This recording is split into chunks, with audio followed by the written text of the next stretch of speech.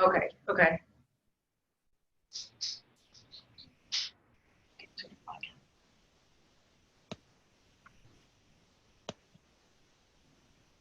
Okay, all the attendees are coming. Okay. So how long does it take for them to pop in? I don't know, how long does that take you? Pretty quick, so just hit click here. There are a number of people trying to get in the meeting right now. I'm getting texts. Yeah. Yeah, we just opened it. We opened it up for attendees, so we're seeing names pop up, I think, so.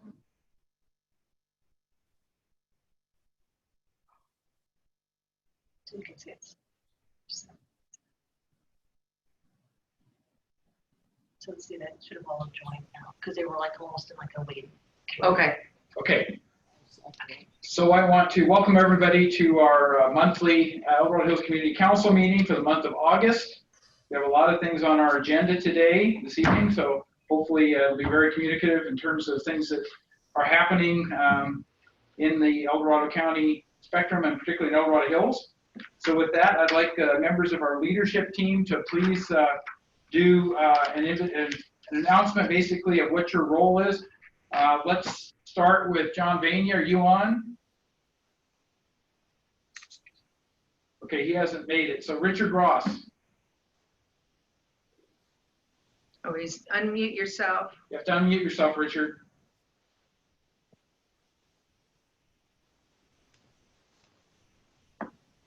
Sorry about that. No Richard problem. Ross, good governance, how government works, how it's supposed to work, and how do things happen. Excellent. Thank you, Richard. Michael Lilienthal, Chief. Yes, I'm Michael Lilienthal. I'm a Deputy Chief with El Dorado Hills Fire Department. And on the Community Council, I represent the Public Safety Group. Essentially, I try and network any problem the community's having with public safety departments, whether it be the fire department or CHP or CAL FIRE or any of our other partners in either fire or law enforcement to solve that problem. Excellent. Thank you, Michael. Glenn Krakow. Glenn Krakow, Community and Economic Development. So my focus is things that relate to keeping our economy strong and vital. Good. John Davey. John Davey, I'm the chair of the El Dorado Hills Area Planning Advisory Committee. We're a resident volunteer group that looks at proposed development in El Dorado Hills and provides resident feedback to the planning process. John. And then Cindy. I'm Cindy Munt. I'm Supervisor Heidal's assistant, and I do the community information and outreach for the council. So Dr. Josh Elder is not with us. He's still on his military deployment, and so he serves in the capacity of representing healthy communities. So in his absence, we've had other people fill in for that portion of it, but we're continuing that part of the conversation as well. So with that, Cindy, can you identify for me, because it's difficult for me to see the names, any other commissioners or committee members who are present at the meeting here? Some of those, without having it right in front of my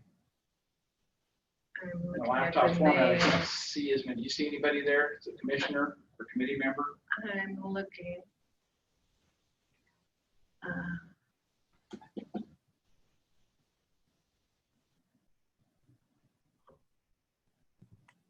Wendy May.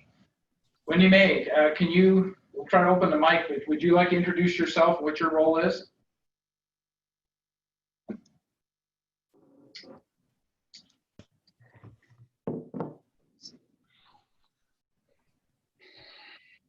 don't know where she went. She disappeared. I'm here. There she is. Okay. I didn't know I was talking to myself. Hello, everybody. Good evening. Wendy Mae Davis here. I sit as one of our directors on the County Tax Assessor Appeals Board. Thank you, Wendy. Anybody Thank you, else? sir.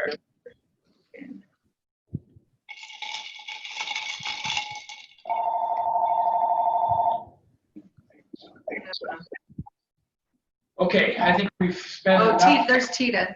Oh, Tita, can you open your mic? 865560. Hi, this is Tita Bladen, El Dorado County Commission on Aging. Thank you for joining us, Tita. Tita New Aging. 865560. Okay, somebody needs to mute themselves. We're hearing background noise. So with that, I'm going to move to item 2, the adoption of the regular meeting agenda. Does anyone on the leadership team have any recommendations for modifications to the agenda? No.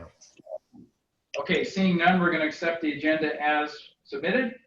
Public comment. This is the opportunity during the meeting that we give for anyone from the public who would like to comment on an item not on the agenda is welcome to do so at this point. It could be something relative to our things going on in the neighborhoods, the communities, whatever. But recognizing we have a lot of discussions that aren't agendized. So anybody who would like to speak under public comment to an item not on tonight's agenda, welcome to do so now. Anybody on the leadership team? No. Okay. Seeing none, how about from participants? Wow. I don't see any hands up. Okay, I think if you're a participant, you want to use the raise your hand option.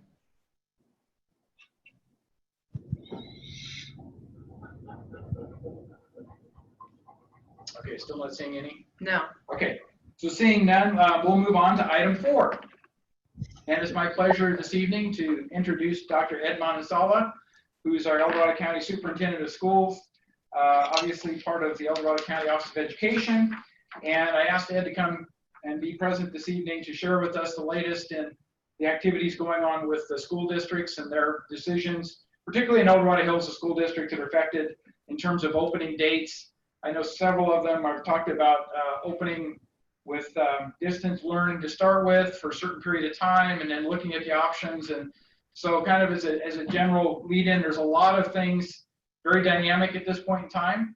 But I think most of the districts that I'm aware of at least have made a tentative decision subject to change as things progress. But Ed, please update us on what's been going on there. Thank you, Supervisor Heidel. Again, my name is Ed Manansala. I'm the County Superintendent of Schools.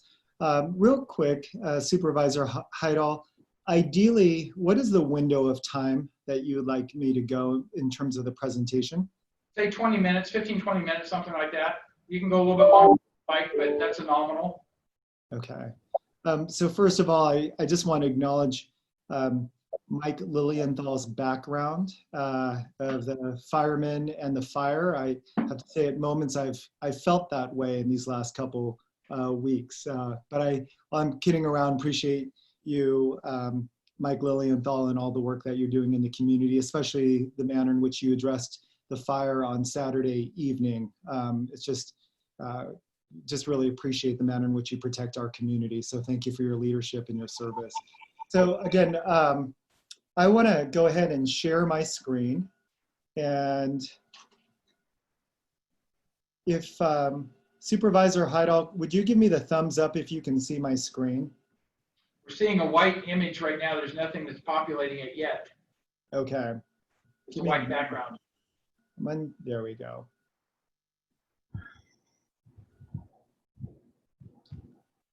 Uncertain. Okay. There we go. Are you able to see now? No, it's still just a white backdrop for some reason. Interesting. Sometimes it takes 2 attempts. You have to unshare it and then share again, is what I've been told. But I'm going to stop my screen share. I'm going to try one more time. How does that work? That came across. You're there. Thanks, Ed. All right. Well, thank you so much. I am going to go ahead and aim for roughly a 10-minute presentation and then open it up for questions. So first of all, I just want to acknowledge that the issues, I think we're picking up someone's mic. Yeah, somebody's got their mic open. If you'd go to on mute, please, to stop the background noise, that'd be appreciated. So if the presentation that I'm making, there are elements that I shared at the Board of Supervisors presentation. So if there are those who watched the presentation with Dr. Williams, our public health officer in El Dorado County, and myself, you're going to see some similar elements. This coronavirus has been a very complex, and it just created a very challenging environment with many unknowns. And given the number of counties on the watch list, and I believe we're close to 37 now, it makes approximately 93% of the students in California reside in a county that is on the watch list, which means they have shifted to distance learning. Another way of saying that is the students in El Dorado County are part of the 7% of students that may have the opportunity to go back into class or in some fashion beyond distance learning. And I'll be more specific with that in a few minutes here. So one thing that I've observed in my years here in El Dorado County, and just to acknowledge I'm an El Dorado Hills resident, is that the collaboration among our community is strong, and especially in the education community. It's one where I would say there's a tremendous amount of candid dialogue, trust, and inclusion for that manner. And it's something that we are seeking to protect because this is a very intense, challenging issue. And Peter Drucker once said, as you may know, culture eats strategy for breakfast. And so we are just trying to preserve a strong culture in El Dorado County through this. There are two principles that I'd like to acknowledge that we are seeking in the midst of the educational decisions. The first one is learning is a non-negotiable, that regardless if it's in a distance learning format, a hybrid model, or if we're returning 5 days a week, this is an area of just continual growth, is to be able to focus on learning. Two, in-person instruction is preferred. Nothing replaces in-person instruction. We know that both in terms of the research and practice, but there's a second component to this guiding principle. It must be safe for students, families, and educators. And as a result of this, it has really been a sensitive topic, not only in El Dorado Hills on the western side of the county, but of course the north, south, and all the way out to South Lake Tahoe. I want to give a sense of the intense sequence of challenges that we've been facing around education. And again, I will become more specific around what's occurring in the districts in El Dorado Hills and the western side of our county. But again, I want to create some context for those. So on March 5th, I was in a meeting with our district superintendents, and I still recall a superintendent speaking with Dr. Nancy Williams and saying, what would it take to potentially close one school? And this was really when the public health really emerged as a central point in our county and in education throughout the state and nationally. And that's when we were really just learning about this virus and its impact. What occurred not too long after was a movement of school closures and shifting to distance learning, not only in California and nationally, but of course, El Dorado County. I would say that our superintendents and educational leaders have been very methodical and reflective in their decision process and not reactionary, especially when we saw it beginning in March.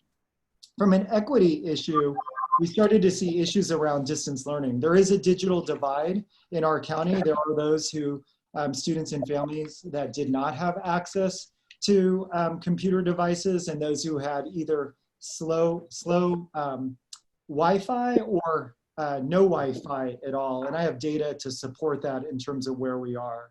And then of course we were dealing just with learning loss. As many of you can recall, you go to school, you take the summer off, and you come back in the fall and you'd realize that there was just aspects of learning that were lost. Imagine what has occurred since March through the rollout of distance learning.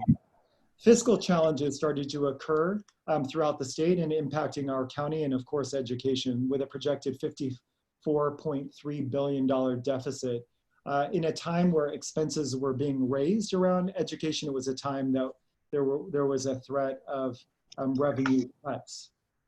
And then of course, we started to see issues around racial justice throughout our county. And I still remember having dialogue with Sheriff John DeAugustini. I'm very appreciative of the way in which he has been handling issues in our county. But I still remember driving down just through El Dorado Hills and just being surprised and seeing the National Guard in our community for the first time. But this has had an impact on our students and families in varying levels. social emotional issues have been a significant issue in our county. We've watched the suicide rates go up when you're comparing even a year ago till now. And unfortunately, we've seen students who have committed suicide more than what we've seen in the past. But again, this really looking at an intense sequence of challenges that want you to be not only just to understand what superintendents and board members and community members obviously have been experiencing in various ways. And then last, re-entry. This has been a major topic when we're looking at issues around the COVID rates, the safety issues, and it has been an issue around students. It's been an issue around educators and of course our community members. And many of you have been feeling the impact of these decisions even in these last few days or this past week. So as a reminder, the high school district has made the decision last week to move to distance learning for the first 6 weeks of school and then look at re-entry. Buckeye on Friday evening mirrored that decision, looking at 6 weeks from a distance learning standpoint, and then looking at re-entry, and then of course last, looking at rescue, which is going to be looking at a hybrid model beginning next week. And if you'd like me to, I can expand on their model if you're unaware of that. What educators and board members have been having to navigate are multiple guidelines, and you will hear the messaging that's coming through these guidelines. In particular, the California Department of Public Health is the document that our districts must align to by law. But there are suggestions and recommendations coming from the California Department of Education. Obviously, we have a good number of athletes and students who are involved in extracurricular activities, and guidelines around the CIF, the California Scholastic Federation, are needing to be attuned to. And of course, you have the CDC and the American Academy of Pediatrics. The CDC last week came out with some new guidelines or revised guidelines and even stated, as families and policymakers make decisions about their children returning to school, it's important to consider the full spectrum of benefits and risks of both in-person and virtual learning options. But again, the varying voices and guidelines that we're seeing out there. I'd like to highlight 2 areas under the California Department of Public Health guidelines. One is the reopening criteria, and then 2 is guidance once reopened, the guidance around in-person instruction. So as I shared, there are 37 counties on the watch list that have moved to distance learning. If El Dorado County was to get on the watch list, it would shift our schools to distance learning. There are what's called waivers that have been acknowledged, and the criteria for that hopefully is going to be released this week. There has been a message that there is a possibility we may shift into the watch list, but there's no immediate data at this point in time that's stating that we would shift to the watch list tomorrow. But again, I just want to be able to acknowledge that. The idea of guidance once reopened to in-person instruction, there is a topic around testing capacity, not so much access to testing, but responsiveness to testing. So this idea of if a student or staff member is demonstrating the symptoms of COVID-19 and they need to get tested, the idea of a 24, 48, or 72-hour turnaround, we are not in a place to respond at that level if all of our schools were opening up to this day in El Dorado County. And it's been a significant topic of discussion, but fortunately we are working closely with the county, with Dr. Nancy Williams, Don Ashton, the Chief Administrative Officer, and Don Simone, the Director of Health and Human Services, have been great collaborative partners. In terms of the overall county picture, when I'm talking about Ed, your audio is kind of going in and out. I'm not sure what it is, but is there any way you can get closer to the microphone? Yeah, my apologies. Is that any better? I think that's a little better, yeah. Okay. I want to acknowledge that we have 31,000 students in El Dorado County. And if you can see my slide, I'm not going to note all of the schools specifically, but it gives you an appreciation of the number of schools that we have, in addition to pre-K programs that reside on these sites of schools and approximately 5,445 staff members. We recently released El Dorado County Office of Education in collaboration with Dr. Williams, a school year planning guide that gives the community in El Dorado County a better picture of what school would look like in terms of re-entry. I'm not going to go into the details of that, but I just want to acknowledge it. And it is on our edco.org website. So I'm going to go ahead and leave it there for now and go ahead and open it up for any questions or comments, given that it's 6:24. Thank you, Ed. So, Okay. do we have any questions or comments from anybody on the leadership team? I don't see any hands raised yet. Sita, unmute yourself. Quick, I'm getting a few neighbor residents saying that they think that there's some noise level coming in. I think might be through Wendy Davis, but she seems to be muted, but they're saying they can still hear and it might be coming in. I'm trying to mute myself and I haven't been able to. I'm sorry, my phone's going crazy. I apologize. Gotcha. That's okay. Someone was just saying that they think that that might be affecting the. I have no way to mute myself. Yeah. Okay. I've turned my phones off. That's what I can do. You're showing being muted on this end. Yeah. I know, and on my end, it's telling me all I can do is raise my hand if I want to be unmuted. I apologize, but I have since turned my phones off, so I think we're good. Okay, thank you. John, it's Michael Anthal. I do want to recognize Dr. Manasal and all his work. Being a leader right now, especially responsible for the health and safety of our kids and all the pressures that go along with that. I mean, I've seen him day in and day out at meetings, speaking, taking that leadership role to come up with solutions for our community. So I just want to thank you for all your work there, Ed. Thanks for your presentation. Thank you. You want me to read this for the people that want to? Okay, so let's go ahead and take inputs from, okay, we got somebody else here who's got their hand raised, so. I think that's under the attendees. So. Oh, Dick Ross. Oh, Dick, okay. Okay, Okay, thank go you. ahead. Doctor, this question is a little outside of today's box presentation. Sure. The educational mechanism in the county is a very significant part of the government role affecting its citizens. Yet for most of us, once our kids are out of the system, the education environment seems to be autonomous, almost segregated from the rest of the county government from what we observe. I know recently in a particular planning matter, it came up that the Board of Education or the supervisor's office superintendent's office had been asked for input relative to the impact of a development on education facilities and received no response back. And it was editorially said that they never respond. That seems to be, well, excuse this term because I'm lacking a better term, a little bit arrogant relative to the manner in which our educators and our facilities and the education assets absorb such a large amount of our tax money. What are your views as to the role and relationship of your education mechanism with the other components of the county operation and its citizens? Yes.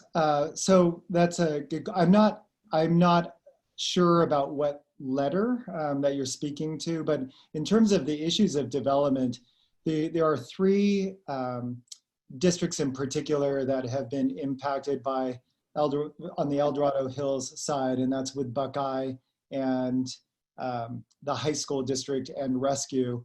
And I have been in discussions with our colleagues and looking at impacts and effects. And this is it's a topic that we've been engaged in over these last few years. So I think anything that impacts our communities, and this is a really good example in respect to COVID-19, while we're talking, and that's why I think I appreciate you bringing up the topic.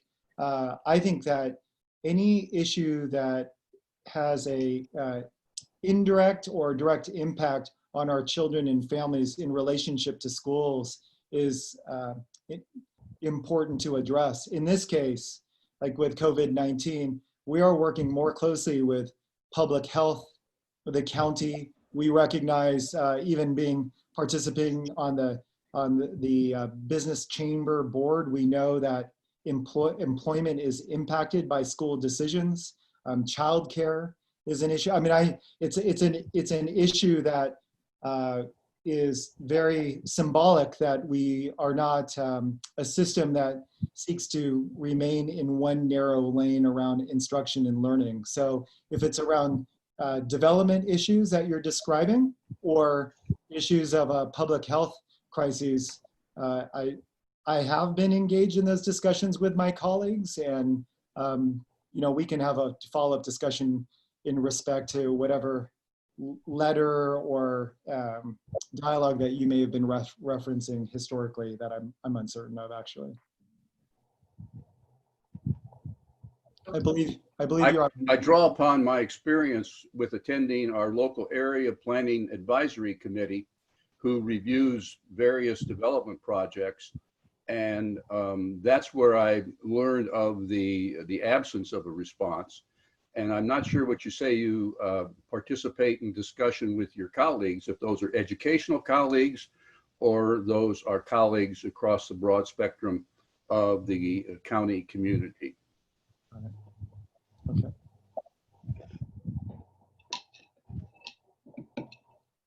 Thank you. Thank you. Okay, anyone else on the leadership team would like to pose a question or make a comment? All right, seeing no hands up, let's go to the participants, and Cindy's gonna identify how you can be opened up on the microphone to go ahead and ask your question or make your comment for Dr. Edmondsala. If you're joining the meeting by phone, press *9 and to indicate a desire to comment.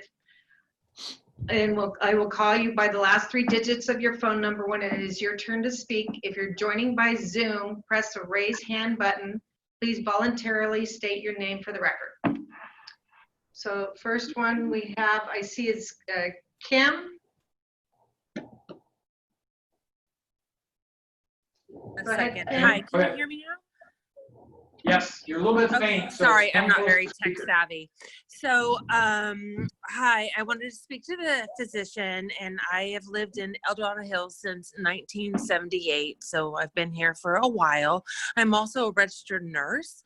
And doctor, I appreciate it's hard on you right now, and you're kind of in the hot seat, but I have 2 questions for you.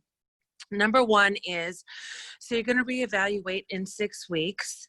Fine, to go back into the classroom, but how are you going to handle in the future when more students or their families test COVID positive? Because it's inevitable, right? It's everywhere. So what is the plan in place? Are you going to shut down classrooms? Are you going to have them tested? Because I know what you stated, a couple of days, but from my experience as a registered nurse, they're taking 7 to 14 days to get testing results back, which really at 14 days, it's a moot point. Exactly. Sorry. Are you finished with your question, or? Well, for that one, yes. I wanted to know how your future plan is in 6 weeks when you reevaluate. If you decide to take students back in class, how are you going to handle COVID positive patients or their parents and whatnot? It will happen. Yes. So I don't think the idea of creating an environment where there is no transmission, I think that is unrealistic. So in the guidance document that it has been created, and again, I referenced it right at the end of my presentation. You could go to edco.org.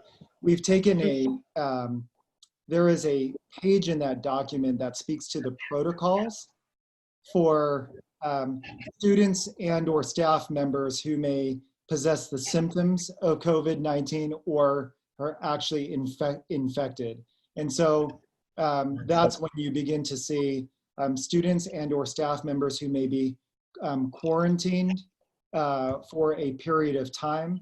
And so it's intended to be able to stabilize the learning environment and not necessarily move to what we've seen in some states already, where they've seen transmission and they've closed the entire school, and some have closed the entire district for that matter. But that what we're trying to do, I think, across the county, there's nothing more disruptive than opening a school and then closing a school and then opening a school and then closing a school. The intent would be to create the supports around the educational system that would be responsive to those who may, again, be demonstrating symptoms or actually being infected. And as you can appreciate as a nurse, our partnership with our nurses in our county, in addition to public health in particular, has been really important. So the professional development and training around our school systems becomes really important in respect to these protocols. No, and you're absolutely right. Thank you for clarifying. And then my second question, you had referenced depression and teen suicide and whatnot, and it's a horrible topic. Yeah. But what I am asking you is, are the counselors prepared to handle teen depression and suicide? The reason I'm asking is because my neighbor's daughter, who's 16, tried to kill herself on Saturday night, and she goes to Oak Ridge. So what is available once school starts, whenever that is, in a week or two, online for these kids who are feeling so tremendously isolated? Yeah, I think, so you raise a good question, and I'm sorry to hear about your horrible, your neighbor's, if I heard it correctly, your neighbor's daughter. But correct. And hopefully is receiving appropriate supports. But this is where our partnership with county mental health, in addition to with some nonprofits that have been able to provide additional support services to our schools. This is pre-COVID. We knew this was an area that we needed to bolster in respect to social emotional support. So while we have a limited number of counselors, there's also the supports that need to occur around our teachers in being able to identify students who are struggling. In particular, with our El Dorado Union High School District, they have created in this past year wellness centers that are a place that students and or staff can go for additional support. And so that is, it's an area that we're highly sensitive to. There are some dollars that education is making a request to the Board of Supervisors. These are additional federal dollars coming down. And there are four areas that we are identifying as need. I'll give you 3 examples, but one is PPE, 2 is additional dollars for mental health supports, and then 3 is even looking at issues around childcare. Great. I appreciate your time. Thank you. That's helpful. Yeah, thank you, Kim. Thank you, Kim. Okay, so who else do we have? Next is David Kaiser. David. Hi, my name is David Kaiser. May I proceed? Yes. I have 4 children in the Buckeye School District. Prompt COVID testing is essential for school reopening. I recently talked with someone at UC Davis Medical Center. Running a COVID test through the machine in their lab takes about 3 hours. When preparing a patient for a scheduled surgery, the test result can usually come back in less than 24 hours between swabbing the patient and reporting the result. But while quick testing is possible for high priority patients, test results are taking much longer outside of a hospital setting. One of my family members recently had a test result that took more than 12 days to come back. Further, we're facing delays not only in getting results, but also in getting an appointment for a test. And combined, these delays can easily add up to more than 2 weeks. Our school board discussed this problem at its special meeting last Friday night. The Buckeye School Board decided our schools will provide distance learning for at least the first 6 weeks of the upcoming school year.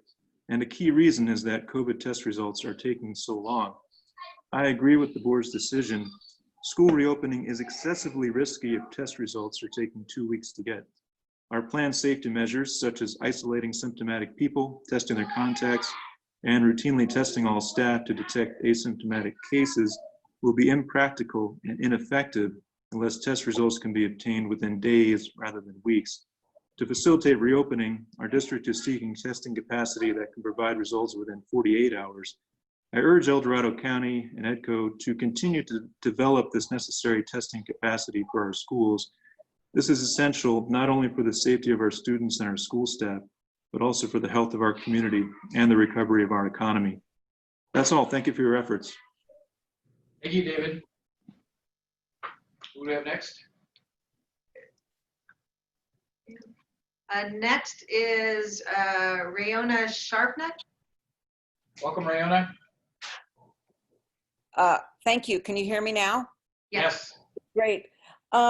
Yes, sir, I was wondering if you're considering or have thought about a community tutorial program where those of us that are retired college graduates, you know, pretty well educated, et cetera, could provide augmented services for children so that they don't slip behind. And anyway, I just think that you have a gold mine of people that are retired or have time on their hands to be able to contribute with tutorials in some way. So appreciate that comment. And we know that there's, I think, two levels. And when you look in our community, we have a good number of individuals like yourself who are wanting to support our students, our teachers, and our schools, and then trying to understand what that looks like in this environment. So this has been a common theme that has risen, and really in the short term, schools, and I'm referring to the teachers and the principals, and of course the superintendents and their respective boards are trying to finalize their decisions and how they're going to approach school even in their first or 2 weeks. And as Kim was highlighting, the idea of addressing issues of transmission, potential transmission, or COVID-related symptoms has been a immediate priority. The discussions are starting to take place around how could volunteers potentially assist in tutoring or supporting students who are either in a distance learning format or even on an on-site way that is aligned to social distancing guidelines. So I'm just affirming what you're sharing. It is something that schools are aware that the community wants to assist, but I think, again, they're just trying to address short-term reentry plans, and then we'll be positioned in such a way to look at how can volunteers reenter in this current context. But thank you. Okay, I think the other part of that is some of the social emotional support, something in the form of virtual big brothers, big sisters to help with the depression or the suicide, or even kids that are just struggling and their parents are, they're single parents or they just have too much on their plate. I just want to keep coming back to, there are lots of people that would love to help. And as soon as you have the bandwidth to think about that or convene a task meeting, maybe Supervisor Hidal can do that. Several of us would probably step up and brainstorm and come to you with some ideas. Thank you. Very good. Who's next? Is there anybody else? I don't see any other hands. Any other participants who would like to raise a question or make a comment relative to school reopening and to Dr. Ed? Okay, we're seeing none, so thank you very much for that. I do want to make a couple of follow-up comments. One of the things that's been going on at the county is we received $19.7 million in CARES Act funding. This is federal money that came to the state and then is coming directly to the counties. And tomorrow at our Board of Supervisors meeting, we're going to have a discussion on staff's recommendation on how to do allocations of that $19.7 million. And right now we have a target amount of $5 million to support education in 4 different categories. The first is COVID-19 testing of students and school staff. That's number 1 on the list under education. We have sought private contracts to be able to bring in additional testing resources. We've contacted labs to determine what their turnaround can be. We've been told that there's 2 of them that are willing to commit to like a 24-hour turnaround. So again, that's going to be discussed at the Board of Supervisors meeting tomorrow, but we're all working collaboratively to try to figure out how you get rapid testing and how you get rapid results to the extent we're willing to pay for those additional results from the money that came from the federal government. The second one is childcare, and that includes extended day, boys and girls clubs, support to vulnerable preschool families. How do we help those who are in a working capacity, but now that if they're doing distance learning, they have to have some resources to take care of their kids when they're, during the normal cycle, if they're going to be able to go to work. So that childcare area is very important, or element is very important. So again, we're dedicating resources, if the board approves this, to go forward with that part of it. The third is sanitization and personal protective equipment. We all know that's necessary in terms of masks, in terms of hand sanitizer, in terms of just washing hands and wash facilities to keep the spread of the virus down. So that's another emphasis. And then the fourth one, which has equal importance, is mental health intervention for students. So specifically focus on how do we bring additional resources in to help the school district, to help the Office of Education with the mental health intervention part of it. So these monies would be provided to, I'm assuming, the Office of Education to be distributed, et cetera. But at least that's up for discussion tomorrow. But I did want to make sure that people knew that there was a lot of work going on to try to make sure that education got its proper promotions and support in terms of trying to get schools reopened and trying to have as safe a community interaction as we can. So with that, any final comment from anybody on the leadership team before we move on? Okay, seeing that, again, thanks, Ed. I really appreciate your comments. And I know it's going to be a rough road for all of us for at least the next 6 weeks and way beyond. But it's a roller coaster, because one day you get a positive indication, the next day you don't. When I move to supervisor comments, the first thing I'm going to deal with is the watch list. You might want to hang on for that, because there's something I want to share with people on that we're not on the watch list. That's a good news. But and again, any final comments for Ed? Just want to say thank you again, even as you acknowledge tomorrow's Board of Supervisors meeting and the potential for allocation of resources to assist us in these key areas. And I think David Kaiser in particular articulated it well, that testing capacity and responsiveness is an important piece. And so from the resources to the identification of the need to ensure that we're responsive to the safety concerns of our kids and staff and families is something greatly appreciated. But thank you to all of you. Always appreciate this group. Always know that I'm going to come in and have straight up questions, whatever the topic may be. And it's something that we appreciate as educators, not only in our community here, but throughout our county. All right, thanks again. Appreciate you. Keep up the good work, okay? Thank you. Thank you. Okay, we're going to move on to our second item 4, which should have been item 5, supervisor communications. The first one is the COVID watch list and the state monitoring status. People need to understand that there's a set of numbers that are being presented by the state that's out on their website that are not the driving criteria. I know recently there was a number like 123 in the parameter of the number of reported confirmed COVID cases per 100,000 population over a 14-day period. That report is erroneous. The numbers that Dr. Nancy Williams has access to actually showed the equivalent number was 70.9. That's what the state is monitoring to. So if we got to 100, we would be in the watch list. But the other thing I'll remind people, for that particular criteria, you have to be on the watch list or in that category of over the 100 for 3 successive days before they put you on the watch list. So we will get an early indicator the first day we get above that 100 for 100,000 confirmed COVID cases over the 14-day period. Recently, we've been reporting somewhere in the neighborhood of maybe 15 to 20 per day. And so we're getting to that point where we're close to the numbers, but we're still able to stay below that threshold. So that's very important.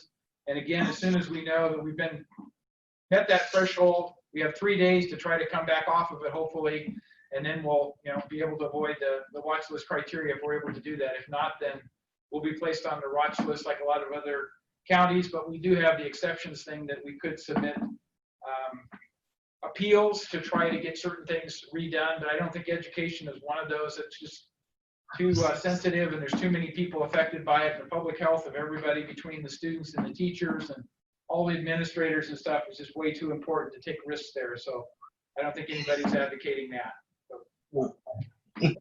So with that, I'm going to move on to the second item, and that is an update on Calathea Park. And I'm going to ask Sita to go ahead and give us that because she's done an awful lot of work and representing the neighborhood community out there. She's put together some PowerPoint slides. I think it has some photographs, and my hat's off to you for all the hard work you've done. You've been a real super active organizer for your local community up there near the park and surrounding areas. And I think we all want to just express our appreciation to you and Mike Rapolo and others that have gotten engaged, because this truly is representative government in action. So thank you, Sita. And with that, we'll turn it over to you. Thank you. Can you guys hear me okay? Yes. Okay, good. Hello, everybody. My name is Sita Miller-Burgess. Welcome, neighbors, new neighbors I've met recently. Thank you for being here to show your support. Mike Rapolo and I created this a PowerPoint kind of document to address some of the issues we're dealing with between Heaven, Calathea Park, and the different open properties around here, private properties that are being trespassed on, like the rocks and other areas. So we're speaking on behalf of local community members and residents that are around Heaven, so Villa Doro, Ridgeview Village, as well as a promontory. We want to speak specifically about a few things we brought up at the community council meeting last month. We want to just kind of refresh on some of that, and then we do have a multi-agency stakeholder meeting that took place where we have representatives from different law enforcement agencies, Mr. Heidel, HOA representatives, the CSD are getting involved to try to combat the issues we're facing. So what I want to say is that Calathea Park, Heaven, the Rocks, and these various private property areas are all very connected. Calathea Park and Heaven has become a regional destination throughout really the Sacramento greater area and even Northern California, from the Bay Area north. We're seeing extensive overcrowding during the day, as well as some illicit behaviors, and this extends into the night. We are being subjected as local park goers, as well as community members, to increased public safety issues, as well as health issues. A lot of this is exacerbated by social media, the internet, word of mouth, and most high school kids will tell you they know where Heaven is, if anywhere around the Sacramento area. The COVID shelter in place has actually caused some of the parks and other local cities and counties to be shut down, as well as trailheads for hiking because of vandalism and other issues that we're actually dealing with here. And so we are recruiting and absorbing a lot of those park patrons from other areas. There's a lot of overcrowding in the park. The streets we have a lot of traffic hazards. Sometimes the CHP is not here in the moment that we're dealing with it. In our private HOA, it's hard to get through. Two cars are parked across from each other. You could barely drive through. So we have other concerns of public safety with increased crime. People are breaking rules without any enforcement measures that are very effective right now at the park. So we are seeing that the Heaven has had some increased patrols. What's happening though is that the migration pattern is Heaven. The people from Heaven are coming up here to the park and into our surrounding streets. They're partying and doing all kinds of illicit behaviors after hours. We hear people frequently saying how it's better up here at Calathea Park than it is at Heaven. It's quiet, it's dark, and I feel like they think they can get away with it. There's known gang activity at Heaven.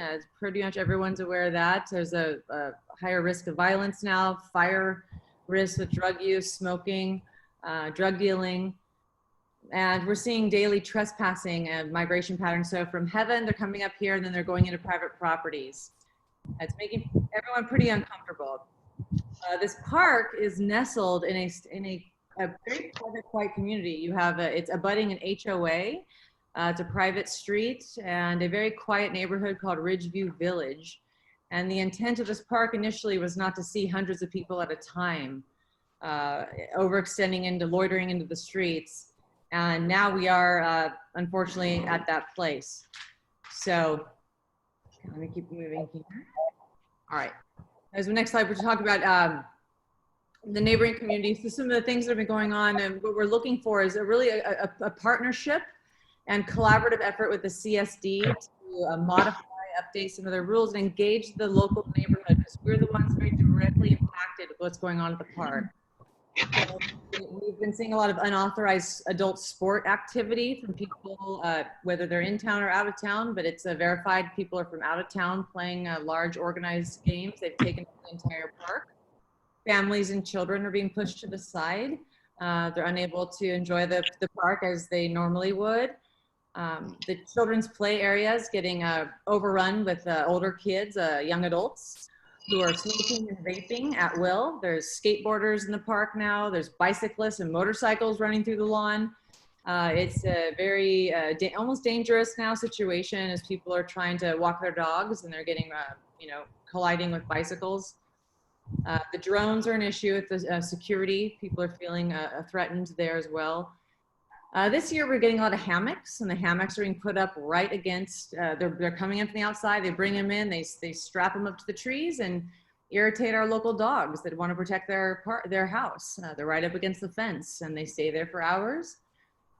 So we're seeing an increase in vandalism, increase in aggressive behavior by park goers, people in their cars and partying. And then a lot of trash, drug paraphernalia, that kind of thing. And of course, with the social distancing, we're not getting much of that either, COVID, when we have 300 people here. And I do want to make note of that because I do feel like this is a vulnerable population. And social distancing, is an important measure, even though we're not locked down, so to speak. Here's a good example I wanted to show you guys of a recent experience with 4 volleyball nets.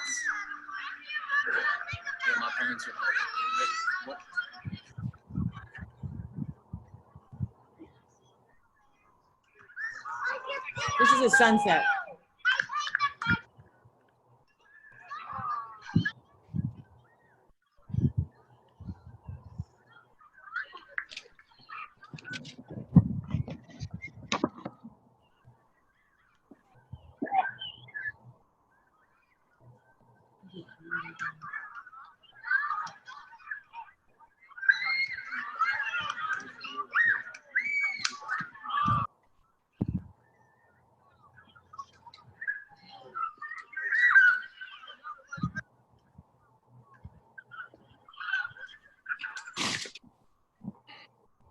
Okay, that's just to give you guys an idea of what we've been dealing with here at the park. I'm not sure everyone's seen that. I have a Google Drive with some of that information. I did check the decibel level. I downloaded a decibel application on my phone, and it was rating 90 to over 100, and that's essentially the same as a chainsaw being in your backyard. So we appreciate that the CSD has been doing some foot patrols and things, but we really are hoping that there'll be some clear definitions about authorized use of this park, which is in a very, it's a 3-acre park in a small neighborhood that only has under 12 recreational girls soccer, 3 months of the year, and they play 1 day a week and they're finished before sunset. So part of the problem with having people here from all over the different counties is that it gets on the map. Just like Heaven's on the map, Calathea Park's on the map, our entire community is on the map. We just want to be careful to reduce the spread of any criminal activity, to improve our peace of mind and quality of life, and allow emergency vehicles to get through. Let's see here. And then also, I guess the main point here is I just want to say that we really would like to see this park return to its intended use, which was really to be a neighborhood park for local El Dorado Hills residents, a safe place to go, a safe place to walk your dog, a great place to fly a kite, where there's room to do that and enjoy that. And right now, that's not possible. Here's an example of some noise a local neighbor gets to hear.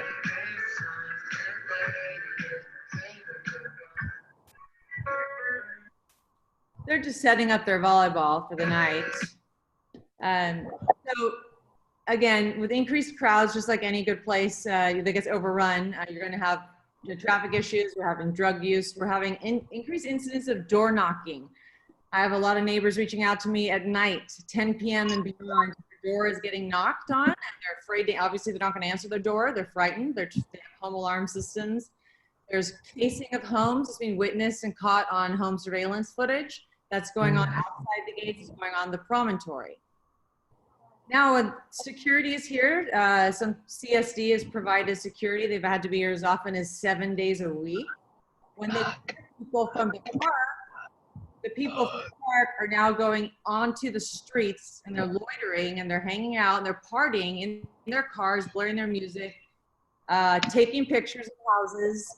And recently we heard them talking about seeing a crackhead to get powder and something called K2.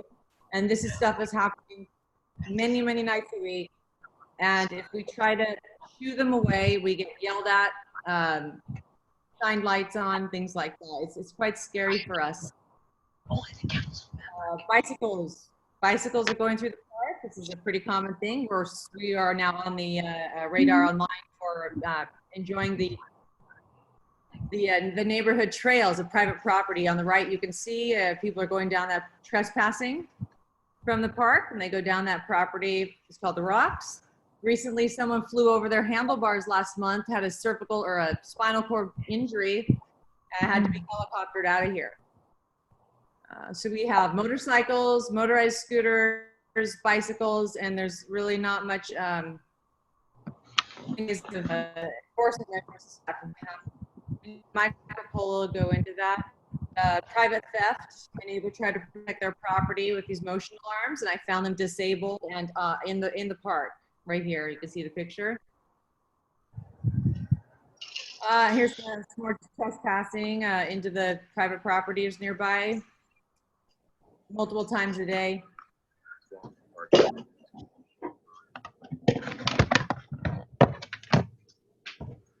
And that's despite signage, despite warnings. It's hard to go. It's a street party. People are cleared from the park after hours, after sunset.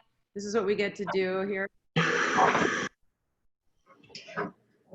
A lot of revving engines, music, people out in camp chairs, actually 2 nights ago, on camping chairs on the private property talking about their illicit drugs. We get a lot of used condoms on the streets, in the parks, surrounding streets. Someone was stuck inside the parking lot after a closure and they decided to break the gates to get out. So one of the things we're hoping for is a more secure gate. People can't walk through or walk over. I'm going to go ahead and let my partner, Michael Polo, speak up about enforcement measures and engagement. And thanks, everybody. Good evening, everyone. Supervisor Heidel, thanks for allowing us the forum to tell the council about all of the activity that's been going on in the 3 areas that Sita mentioned. Sita, thank you for all your work to pull this together. I think everybody from the last council meeting got the essence of what's been going on.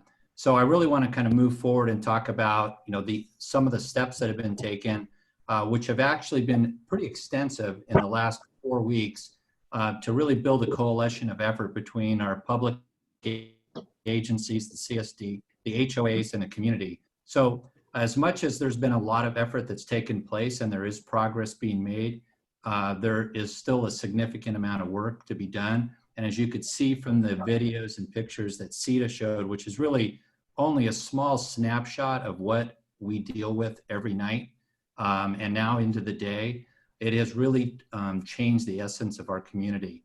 So I know there's a meeting that's scheduled for August 10th, and we'll go into more detail at that workshop on all of the actions we want to take to mitigate this problem.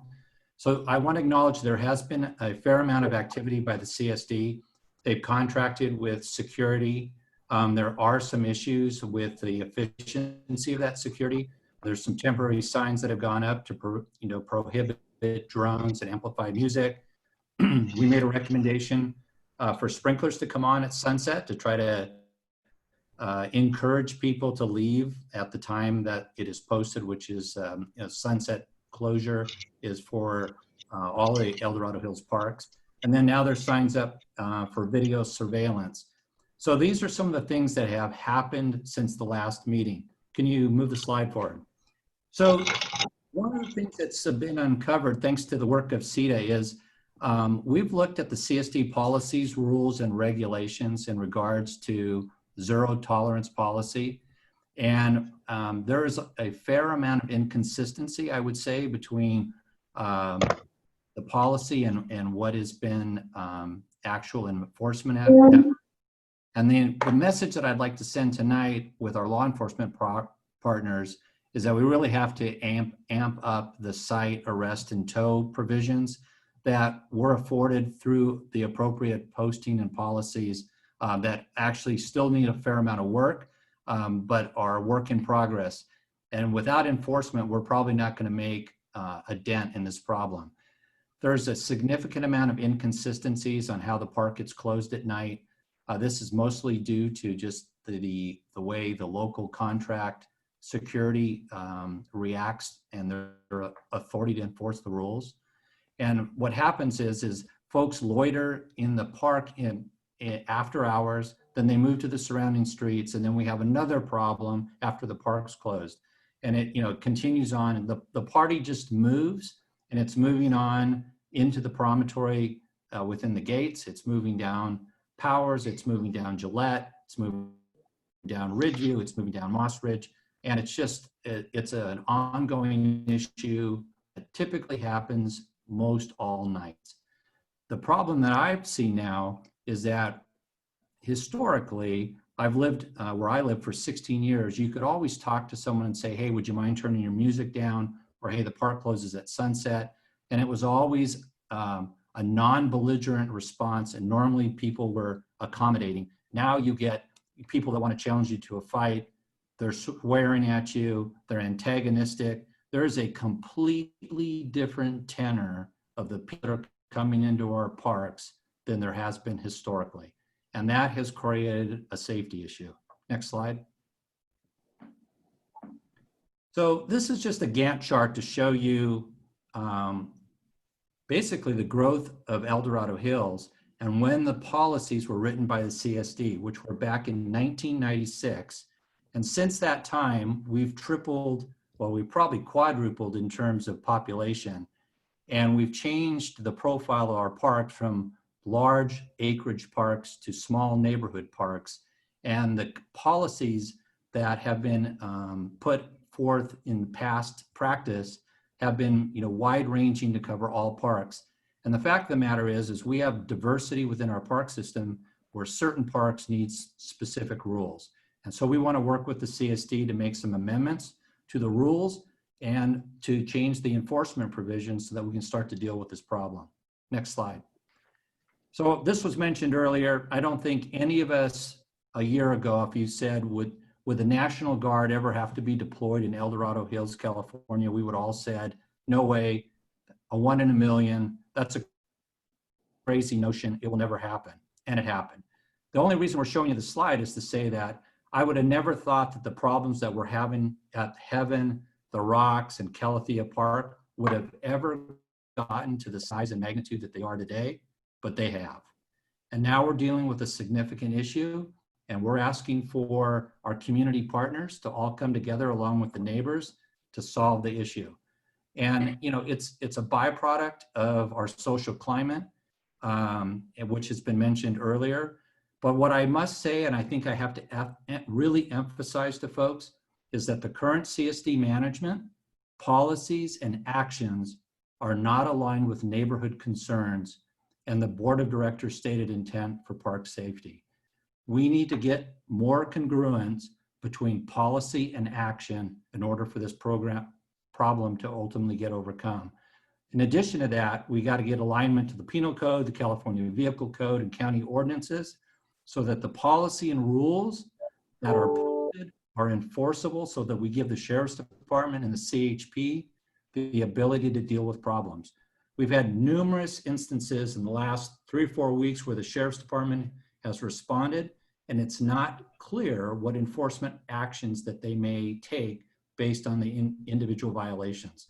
We have to arm our deputies with the right tools to do their job, and there's some work that needs to be done there. Can you go ahead and change slides, please? Sure. So from an enforcement standpoint, we really believe that there needs to be a change in the policy at the CSD level with management, staff, and contracted security. And I've talked to people within all 3 of those ranks, and I can tell you that there is significant inconsistency both in terms of knowledge of what the rules are, what the protocol is for enforcement, and actually what the philosophical component is in terms of how we're going to deal with it. When I say that I believe that there's a tolerance that has been equivocated into the CSD to allow this to go on, I think that has been a major contributor to our problem. And we're going to ask the CSD staff and the board to step up their actions to support the neighborhood concerns here. So I won't go through all these enforcement actions, but in order for the law enforcement team to do their job, we need the CSD to do their job in making sure the policies are clear. Next slide, please. So here's some of the rules for today's society that are in most park systems, and CETA has done a great job of looking at a variety of parks throughout Northern California. These are the common things that are prohibited in parks. These are not, some of these are prohibited by signage in the CSD's parks, but most of these things are not. So we're asking that we just start to get into the 21st century and start to have the right level of enforcement and notice to people of what's expected behavior within our parks. And these are simple things to address, but they're not only have to be communicated consistently by park staff, they need to be posted, and then they need to be enforced. Next slide, please. So some of the enforcement considerations that we're really working on is to make sure that the sheriff can cite for specific violations within CSD policy. And there's a fair amount of work that has to be done around this. So John, we would like your help along with the sheriff to determine, through the district attorney's office, what is prosecutable, where does the county ordinances play in terms of an ordinance versus a penal code. And then we want to really ensure that the CHP comes on board as a team member and really starts to help with the citing and towing of vehicles where it's clearly prohibited by signage and it's creating a significant amount of issue for thoroughfare for especially the fire department to get through a number of our narrow streets. Next slide, please. So one of the things that came up at the last meeting, and Sheriff's Deputy Alexander Sori said, in order to solve this problem, we really need to consider sealing this park. And as a result, there has been a number of meetings that have taken place walking the park and trying to determine what could be done in cooperation with our HOAs, the CSD, and neighbors and property owners to start to take action to seal this park to solve some of this problem.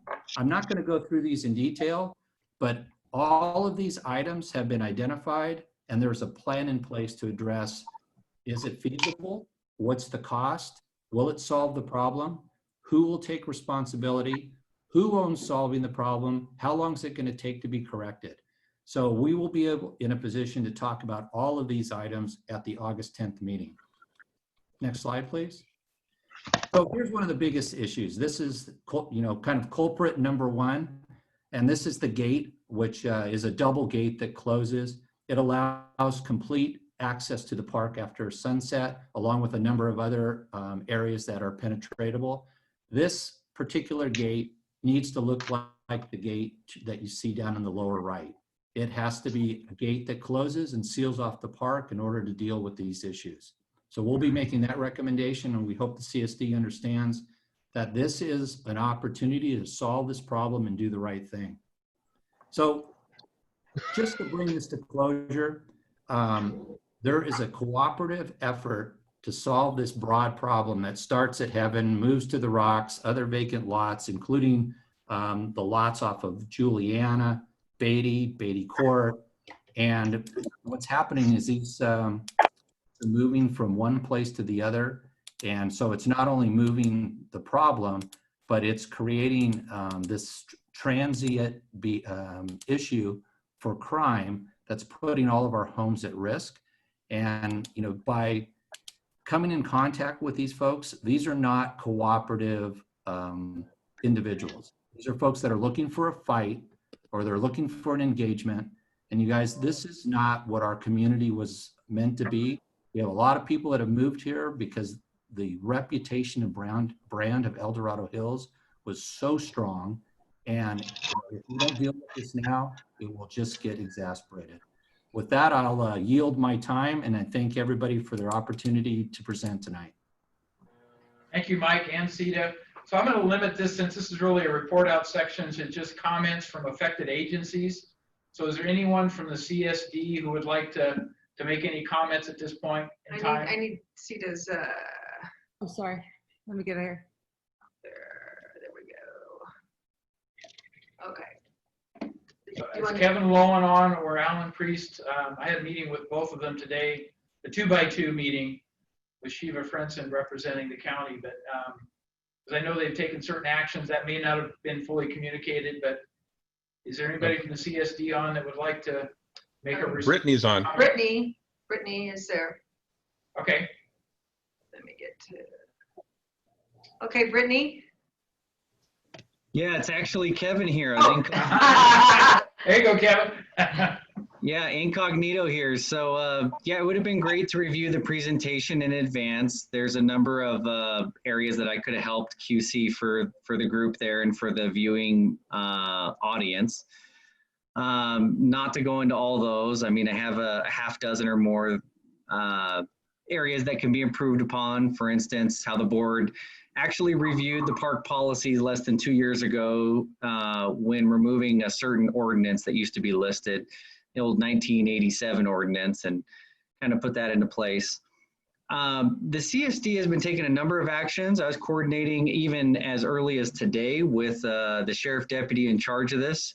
We've been in coordination, I would say a substantial amount, to really accurately depict what's going on at Calathea Park. We have a number of cameras out there as well. So why don't you go ahead and put me on for next month's meeting, and we will go ahead and report back from the CSD as far as what we've been collecting data on. We've had our own hired security. We've had staff plants out there to ascertain what's going on, both internally with park users and with neighbor residents. And we'd like to report back on that if it's appropriate. And we are definitely interested in taking action on any illegal or illicit activities. That's part of the effort that we're working on with the sheriff. But people using a park are people using a park. People playing in a park are what we want. And we don't card people at the gate. We're not closing the gates. We've heard this many times over in El Dorado Hills and in El Dorado County. It's such a great place. We want to close the gates behind us. It doesn't work that way.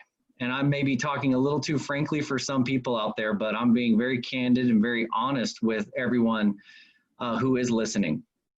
Now, for after hours activity, it's inappropriate. After hours is going to be further defined and clarified, because the beauty of that park is that sunset. However, as the sun meets the horizon and descends below it, that's when the real beauty shows up. This will be a board action item. I'm just speaking from my own heart. But I think anyone who's been out there, they know what I'm talking about. So we need to clarify that. We do need to enhance the signage and the enforcement of activities that are not allowed per park policies or the law. Now, it is a wet park. You can currently drink out there. However, I'm looking to institute, not looking, we actually have the signage, I think, going into final proof phase to go up to say, hey, it is no longer a wet park. Per district policy, I have the authority to do that. And yes, we can do that on a temporary basis to see what's going on. I say temporary because I want to test it. So really, we've been collecting a ton of data because we've been through this rodeo before and we know how it works. And we want to make sure we bring back an accurate depiction of what's going on at our 27 parks. So not to sound too firm or aggressive on it, what I'm saying is we are trying to be collaborative and take appropriate action. There are a number of factors that have been going on, COVID, also with the other protests or riots that have been going on. That brought a different element to a community like ours with that picture of people, what did they show, those tanks or whatever, the National Guard. You know, we're in times uncertain that we have never been in before. So are we going to be perfect on it? No, but we are trying to do our darndest by all of our residents. And when I say all of our residents, all of our parks are for all of our residents, but we also don't card at the door. So that's the hard part. As far as fencing in the facility, I have extended that in earnest offer to meet with those representatives in the HOA to see what they'd like to do as far as helping out with some sort of fencing. We need to explore it to see what it looks like, because if you look at our 27 parks, which ones are gated in like a cage? Is that the look and feel that we want to go for, to say stay away, when parks are usually saying, come on in, we're inviting you? I guess I'll park my comments there to say, or park them here, couch them here, that parks are intended to be an inviting place. If people are playing amplified music, that's also an inappropriate activity out there, and we are trying our darndest on that. Technology has made it difficult. Drones, we do have a drone policy, and we can enforce it. But for actual illegal, technically illegal activities, the sheriff's office has said to give them a call. In speaking with the sheriff today, they said, give them a call, because not only that, they have great metrics on what illegal activity is being reported and actually acted upon. They presented that a couple weeks ago. John, I think you were on the call. I don't know if you got to see the data, but Mr. Heidel, sorry. We talk so much, I call you John, but. That's fine, Kevin.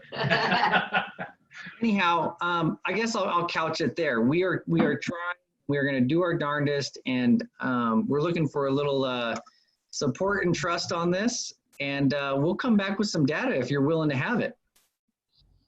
Yeah, we can certainly orchestrate that. So yeah, I'll work with you, Kevin, to look at next month to see what we can do to give you kind of fair time to respond and present a summary of what your actions have been taken by the CSD and what's planned and that sort of thing. Because I think that's very helpful. But one thing I'd suggest to you is I found that workshops for these kinds of hotbed issues can be very helpful to get the community together. If it's done in the proper format, obviously with Zoom meetings being the norm, that makes it extremely difficult. But I would ask that you consider trying to do something to reach out to that community in a workshop type of format if you think that you can accommodate that. We've had the separate meetings with all the agencies. That's a big participation to start with. But anything that you might think is appropriate to try to improve the communications directly with this community of residents, I think would be helpful. Absolutely. Yeah, the hard part is when you're doing an effort of data collection, you don't want to skew it, so you don't kind of show all your cards. Right. But we're ready to start laying those out, and really trying to get down to what can we do together. Come on, let's all work together. Let's get on at least in the same book. We might not even be in the same chapter on the same page, but maybe we'll get closer and closer to that story. Very good. Thank you. So Chief Lilly, is there anything that you would like to add as the public safety lead for the community council? Yeah, I think specific to the park, because I understand we're going to talk about Heaven next. Yeah. I know that from the fire department's perspective, we're interested in ensuring the fire apparatus can travel and get inside and access the park and the community there. So we are working with the HOA. They've been great on possibly painting the bulbs red where the gates are, the access points. Those are pinch points for us, and we know we'd have trouble getting our rigs in. So we're working on that, and then we're just encouraging everybody to just collaborate. Everyone get together, and there's a lot of solutions out there and a lot of information. And so we're certainly going to be a part and are going to be a part of all that process. Thank you, Chief. So let's turn it over to the Sheriff's Department. I know Detective Alex Morton was planned on being part of the meeting. Is he on, Cindy? You want to take the hand? Oh, there he is. Yeah, Alex, if you'd like to comment on this, I don't know if you've been talking with Deputy Sheriff Story or not, but. Hi, Supervisor Heidel, can you hear me? Can you hear me? Yeah, you're fine now. Hi, yes. I haven't specifically been dealing with the Heaven and the Clithia Park issues. That would be Sergeant Alex Story has been kind of heading that up. I think he is on today with us. I don't know if he's able to jump in on this. Okay, we'll see if we can bring him on. I didn't see him listed, but maybe he's here. Maybe he's on the phone. Yeah, Sergeant Story, can you raise your hand if you're on the phone so we can identify which phone extension you're tied with? He's in the attendee list. Okay. It says Sergeant Story. Oh, there we go. Okay, there we go. Thank you, John. Oh, there he is. Okay. Can you hear me? Yes. Yeah. Oh yeah, I'm on the call. I've been on the call the whole time. Thanks for letting me speak here. If you have any specific questions about Clithia, it sounds like you pretty much covered everything from some of the problems to some of the solutions as well. So I don't know if you have specific questions regarding that, or if anyone does in the audience. Well, I guess I don't want to get into a back and forth on this because we do have kind of some time limitations, but I would like to ask you, do you know of a specific plan to try to make sure that the proper enforcement mechanisms are in place, whether they be CSD park rules, whether they be county ordinances? If you had a chance to look at what would need to be done to update the policies, the protocols, et cetera, relative to protecting the park properly? So for laws, penal codes, vehicle codes, and county ordinances, the sheriff's office can enforce and will enforce for CCNR rules and things that are governed under HOAs and that kind of thing. We will not enforce those. So if it's a, specifically a no drone flying area, if that's not a California law or a county ordinance, it's not something you could cite, arrest, or any enforcement action on. Got it. Okay. Thank you for that. So this conversation obviously will continue, but do we have the CHP representative? Is Mr. Brown on with us?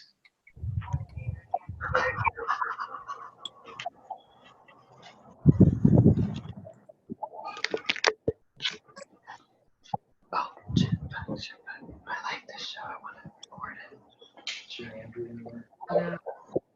Okay, so I think at this point, given the time in the evening and stuff, I'm going to shut down the discussion on this particular topic. Appreciate all the inputs. Oh, there we here we go. Okay, we found him. Okay, there he is. Yeah, Officer Brown. Hello. Hi, do you have any additional comments or statements or thoughts on the Calathea Park situation? Not so much. I think we've covered some great details tonight for the public, and we're just to let you know what we're working on our end. We're in great communication with county roads and discussion of vehicle codes and authorities and things like that. I just want to enforce or reinforce, Lilienthal can talk about his fire zones and parking within fire zones. That's his authority to institute those. We will enforce those. For private property, fire lanes can be instituted there. But if no parking, towaway zones can't be on their face value unless they are a fire zone, put in place in private property. 22-658 of the vehicle code allows for a private property owner to, if they put up signs that are properly, articulated within that law, then they can tow those vehicles. They can tow those vehicles and order them removed.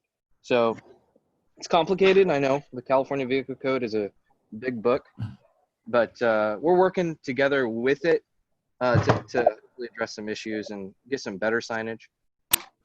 Yeah, I heard that already mentioned today. I'm just kind of saying it again. I agree with it, and I like that. Okay, very good. Thank you. Appreciate that. So I'm going to move on at this point, but thanks to everybody who participated. Put your hands up. I'm not going to say this is not a guest speaker. This is a special report out. So we're not going to take a lot of additional public comment this evening, given the fact we have a lot of other things on the agenda that we plan to be covered. So again, thank you all. But I do want to move on to the Heaven situation and just let everybody know that I have had conversation with our county council relative to the possibility of using the public nuisance laws as an option to try to get some better support from the property owner. And it turns out that we do have that ability, but I don't want to exercise that except as a case of last resort. So I'm really hoping that the property owner does step forward and get engaged and get more involved in the conversation, because I think that would be extremely helpful. But that is an option relative to the Heaven situation. And we've talked about the proximity, the closeness between Calathea and Heaven and how they interact. And so I think I'll leave it at that. And Chief Lilly, do you have any other comments relative to Heaven then? I do, if you don't mind. Sure, go ahead. A couple things. Obviously, everyone's familiar with the fire that occurred the other night. And obviously that called attention to the issue that I think the community has been real. And we're fortunate tonight we have Chief Barclay with CAL FIRE, who is really handling a lot of the issues up there. He's a great partner for the El Dorado Hills Fire Department, but also the El Dorado Hills community. So I want to give him the opportunity to speak, if you don't mind, if he raises his hand. Like CAL FIRE? Yeah, it's CAL FIRE, and I think he's showing on the list there. Yeah. Yes, yeah, please, welcome. If you don't mind, because he's done a lot of work with his staff that I think the neighborhood and the community would appreciate. And then I just have a couple more comments, so I'll yield to him for a moment. Okay, I'm going to try to open up the mic. All right, good afternoon. Can everybody hear me okay? Yes. Yeah, Chief, speak up a little bit if you could. Yeah, no problem. Just want to thank you for Chief Lowenthal for inviting me, and Supervisor Heidel and everybody on this call. My kudos to all of you as community members for taking control of both of these areas. I guess I'll talk about the fire first. I'm not going to comment directly on it. I'm still writing the report and it's under investigation holistically. Past fire history, as you all know, we've had decades of fire out here. Unfortunately, it's becoming more and more of a nuisance and a problem. So to address it for the past decade, we've been out there patrolling quite a bit. I would say we've had a major uptake in our patrols out there, working alongside CHP and our EDSO partners. Big uptake, and we've had a lot of citations, whether it be during the civil unrest, and more specifically, I had all hands out there for 4th of July because we seem to always have a problem for fires. We're going to let people know that us, El Dorado Fire, were out there, and we were not going to have another issue, and let it be known that people were not allowed on the property. So I know you guys want to keep it short, but just know that we are out there. Sita, I think I met you that night with the two individuals with a high-powered laser. We're also for the rocks, and we are partnered with El Dorado Hills and all of you as community members to tackle this issue. I will agree with, I think somebody made a comment of the crowds out there as of late are a different demographic. And that is very much true from what we're seeing on the ground. So I think getting ahead of it like you all are doing is great, and we're here to support you. Thank you, appreciate that. Yeah, just a couple other things on Heaven. So I know that a lot of agencies are putting a lot of time into this, including the developer. He's been very responsive. Mr. Fisher and I have been talking specifically about the area around Heaven where there isn't curb and gutters and sidewalks. So the area that a lot of cars are parking in, they're getting off the roadway, but they're still hanging out there, and it's obviously contributing to the problem. So we're researching a few options there about potentially, what we can do with the road width and potentially designating as no parking, maybe putting in some physical barrier rocks or something. We're looking at options right now. But what I am pleased about is there's a lot of collaboration between various agencies to really work on the problem. Our Sheriff's Department, our CHP, it's going to take all of us, I think, together to continue working on it. So I just wanted everyone to know there's a lot of activity and a lot of effort going into trying to solve the problem. And the fire highlighted the risks that everybody's feeling and the demand for us to be out there and fix it. Very good, thank you, Chief. I'm going to move on to the 4th item because, again, we've got report outs and a lot of other things to try to cover this evening. So relative to the Bass Lake reopening, that got delayed substantially because of a PG&E situation where we requested service to move utilities. They were unable to get out there for some period of time. That one got resolved only to have AT&T pop into the same category of basically not being able to provide service transitions as requested in a timely manner. And so the latest information I've gotten from our DOT director is he's looking at the end of September before the highest probability of being able to open up Bass Lake again. So the Bass Lake Road closure at Highway 50. So I know that's not the best of news, but in this case, the county's done, I think, everything that was appropriate from the DOT perspective, but we got hung up by utilities. So I guess that's the message in today's world with COVID and everything else is don't overlook the response time of the utilities because it may be extensive for any kind of project you're trying to run. And So this one seems to have two back-to-back bottlenecks in it, but we're trying to do what we can to try to advance that date, but the best he was able to provide was the end of September. So disappointment, but that's the real world. So with that, I'm going to get off of supervisor communications because we've actually spent an hour and a half now, and I really do want to get to the rest of the reports. I know that John Vania asked if he could go first with the infrastructure report. So John, are you ready to go? You still with us? This is Tim, right? Here, should be. Yeah. Okay. John Vania, you unmuted? Can you hear me okay? Yes, you're good now. Can you hear me? Yes. Okay. Yeah, I apologize. I was having some internet connection problems, so, but where I'm at currently. So I'll leave the heaven stuff alone. I'll talk offline with Chief Lilly and so forth, but to move things along. But the one item there that's listed is the Bass Lake Park for the CSD. I'm thinking Supervisor Hoddle wanted me to comment concerning a meeting we had with the DOT director and Kevin Lowen. Yes. In which there's been discussions about a roundabout at Bridlewood, you know, to help out with access there, which currently the CSD is in the middle of their environmental review process. And so we had a very good meeting to talk about the potential for a roundabout there, as well as a potential one at the Silver Springs connection at the sharp curve just north of Madera, where Silver Springs is gonna connect in, and that could potentially also help lead to with you know, both potential of two roundabouts to help also slow down traffic in that area. And so we had a very good meeting, and they're going to DOT and the CSD is going to continue to collaborate and coordinate concerning those potential options. So I didn't know if you wanted me to address anything else, Supervisor Heidel, or anything that's on the Planning Commission upcoming agenda that you might want to touch bases on, if there's anything there, John? Yeah, the only, we have a cell tower out of the district, but we do have a parcel map and rezone down off of South Shingle where the school is. And so we've got some issues we've got to work through. We had the Ag Commission had a split vote on that, and we've got some potential road issues and so forth we're trying to work through with the fire district as well as DOT. So those are the only two items you know, that we have currently at the Planning Commission. Nothing in the next couple of weeks or so in El Dorado Hills per se.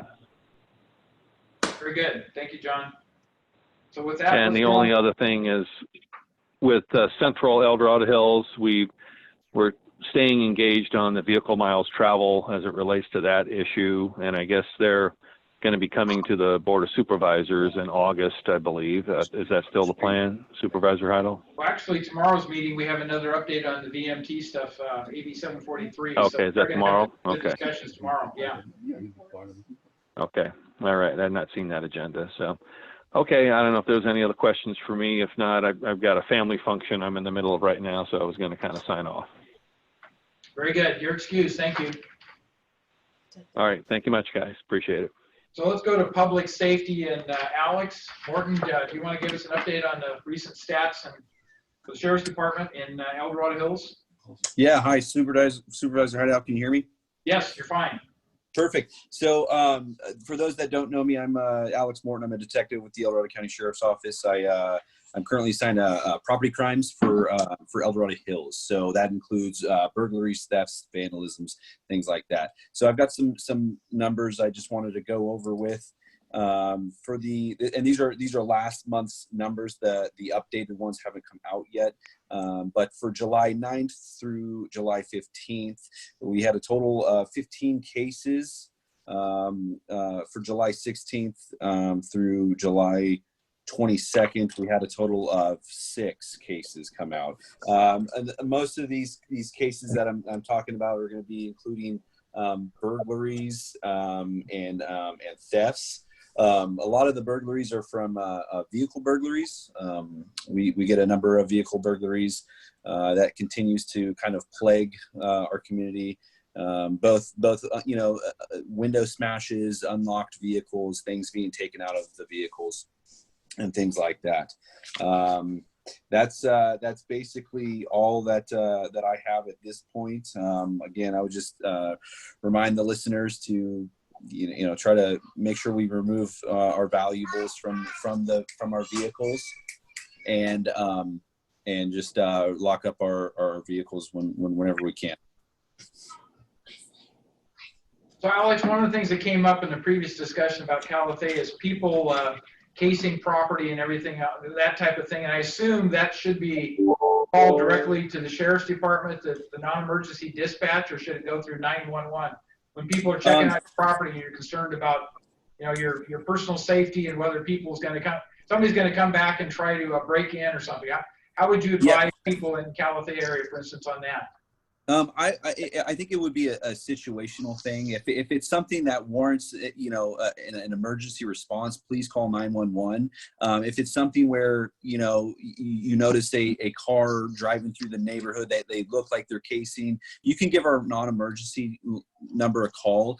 But please do call, because we do want to know about those things. We do track those things. If you can get a vehicle description, anything like one of the things that I do is when I get cases of burglaries or thefts, one of the things I do is I go back and I look at calls for service on that street or in that area, for any kind of like suspicious vehicles or anything like that. So we want to know about those things. So please do call them in. Again, just use your best judgment on whether or not it's something that needs a 911 call or dispatch. Either way will work. I mean, our the non-emergency number goes straight to our dispatch center. So in some cases, it's even quicker. Okay, and Alex, you want to share that number with everybody so they can write it down? Yeah, it is area code 530-621-6600. Thank you. Appreciate that. You're welcome. Thank you for your report. Thank you. Officer Brown, do you want to update us on CHP happenings in El Dorado Hills?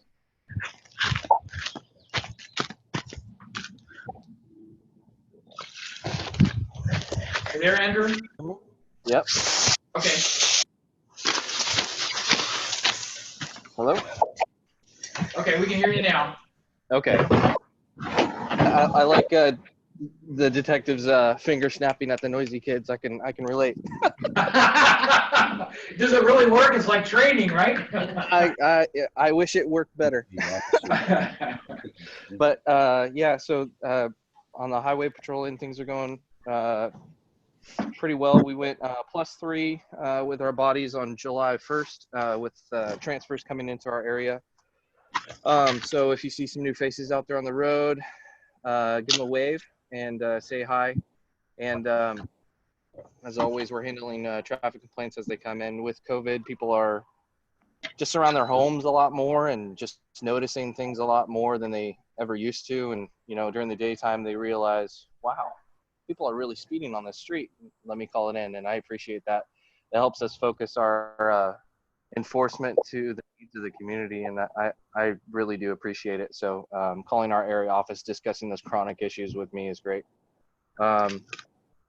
So not a lot to report, though. We are working diligently on this Calathea issue and waiting to hear what county roads and other stakeholders, want to do with all this stuff so we can get enforcing and do what we do best. I think that's about it. Andrew, do you want to provide your phone number if people need to get a hold of you? Yeah, so my desk, Monday through Friday, 8 to 5. It might not be exactly me answering it, but I'm typically there. 530-748-2450. And then if it's an active issue, but non-emergency, obviously emergency 911. But if it's an active non-emergency CHP roadway issue, you can call 916-861-1300 and speak directly to our dispatch. Thank you. Appreciate that. Yep. So Chief Lilly, back to you. Anything you want to add at this point? Yeah, I'll make it brief, just kind of an update from more specific to the fire department. I know our crew's been very busy as we enter the summer months now. We're starting to see the deployments of our crews throughout the state to strike teams. The last few weeks, we had a strike team out with some overhead folks. We had various individuals operating a new vehicle that the chief was able to get us, a command type vehicle. And we went to the hog fire, which was up near Susanville, about 10,000 acres. It's looking really good right now at 94% containment. And yesterday we sent another strike team down to the big fire in Southern California near Riverside. So when we put these strike teams out, we still maintain our staffing for the community. So there's no compromising your safety, but these are our other firefighters that are going out throughout the state and extending our services there. So we're keeping them in our thoughts, and they're doing a good job. We have found that COVID response for the fire department has been a unique challenge. We're having to be very careful when we approach our scenes. We're taking extra precautions, but we do want everyone to know that the firefighters are prepared to handle the COVID issue. We have the proper equipment that we need. The chief's been real supportive in our board with making sure we had everything we need so that we could provide those services. And right now it's really going well, and the crews are doing a great job mitigating that threat and working with everybody else. Hearing Dr. Manansala earlier made me think that we've extended, from the fire department's perspective, our experience in emergency planning to help them prepare to reopen the schools. And we know that we're impacted by any safety issues. So we're going to try and help the schools where they see needed with their reopening plans, just from the emergency services backgrounds that we have. So we're going to try and collaborate with all the local school districts and El Dorado Hills and Rescue and Latrobe. So we're working on that as well. Other than that, you know about the big fire in heaven, and we are doing very well. If there's any questions for me, I'd be happy to take them. Okay, so let's open it up to questions for anything related to the public safety group from anybody on the leadership team. And I'm going to include the panelists that have joined us this evening. So Sita, if you had a question or something like that, please raise your hand at this point. And you can do that physically if I can see you on the screen, and we'll just take them instant quiet. Okay, so Sita, go ahead. Hi, can you hear me? Yes. Okay, good. Well, I just want to say I appreciate our law enforcement, fire department for all their help, all their efforts. Supervisor Heidel, Cindy, thank you. I just want to let you know I'm getting a lot of feedback from my neighbors, and my phone's going off the hook here. They really wanted the opportunity to speak, just to make a quick comment about the topics tonight. I think maybe the response that was provided by management. I think that some neighbors just wanted to have their voice heard. I think it's important to hear from the community. We've grown to a coalition of over 100 neighbors now surrounding this park and heaven, and it's important. I think that not all those, they're not all here right now, but they do want to be heard. If you can give them a moment, if anyone wanted to speak up, it'd be really appreciated. I'm willing. How long do we have the Zoom meeting? Oh, I don't know. I'm willing to entertain it after we finish the normal business, because there's people who attend on a regular basis, and I didn't want to make this a central theme of just discussing California. It's an important subject, don't get me wrong, but we have a lot of things we cover, so I'm willing to open it back up when we finish the report outs, if that's okay, to listen to people who had additional comments or concerns. But I do want to finish this part of the report out before we get to that. That's okay. So let's use that as a plan, and we'll go forward. So anybody else on the leadership team have any questions or comments relative to public safety items? Yes, Dick. My mute's off. Okay. The question I have is relative to property that has signs that says no trespassing. How is no trespassing enforced?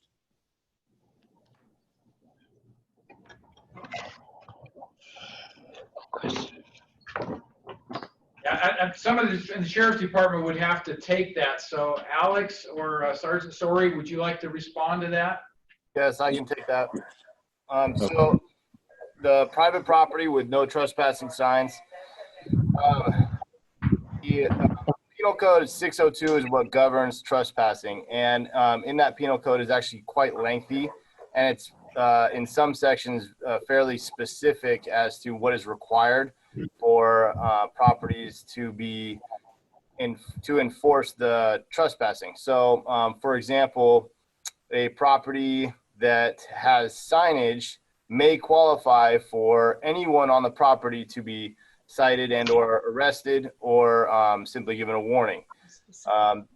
Law enforcement has discretion and a great deal at sometimes. So these things sometimes can be handled with a warning and can also end up in a physical custodial arrest.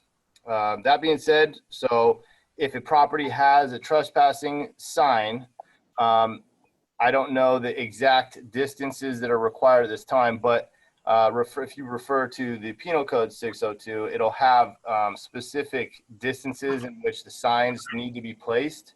It's every, I believe, 1,000 feet.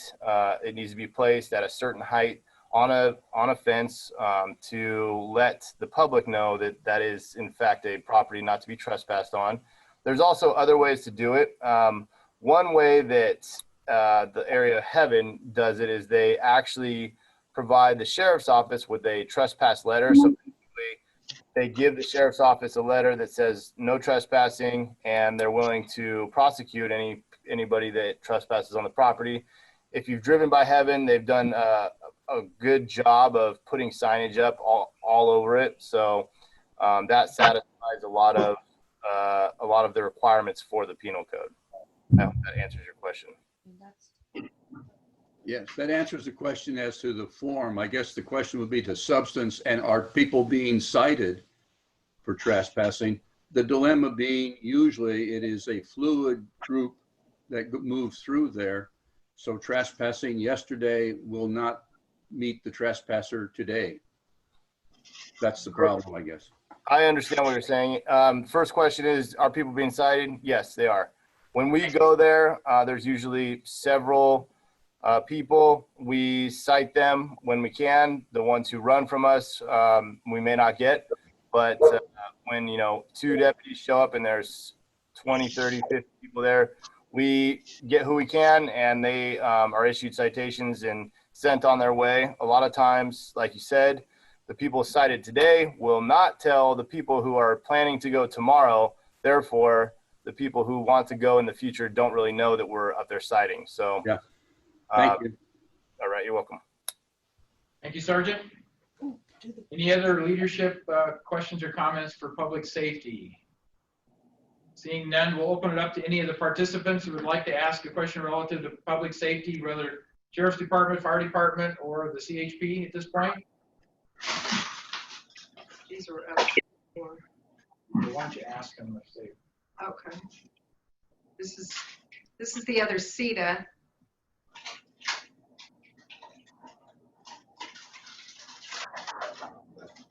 I don't know where.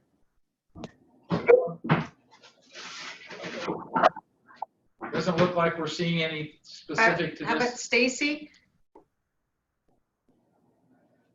Hi, can you hear me? Yes. Yeah, Stacy. Okay, go ahead. Hi, my name's Stacy Hendrickson, and I live in Calathea. And I just wanted to reiterate some of the concerns at Heaven.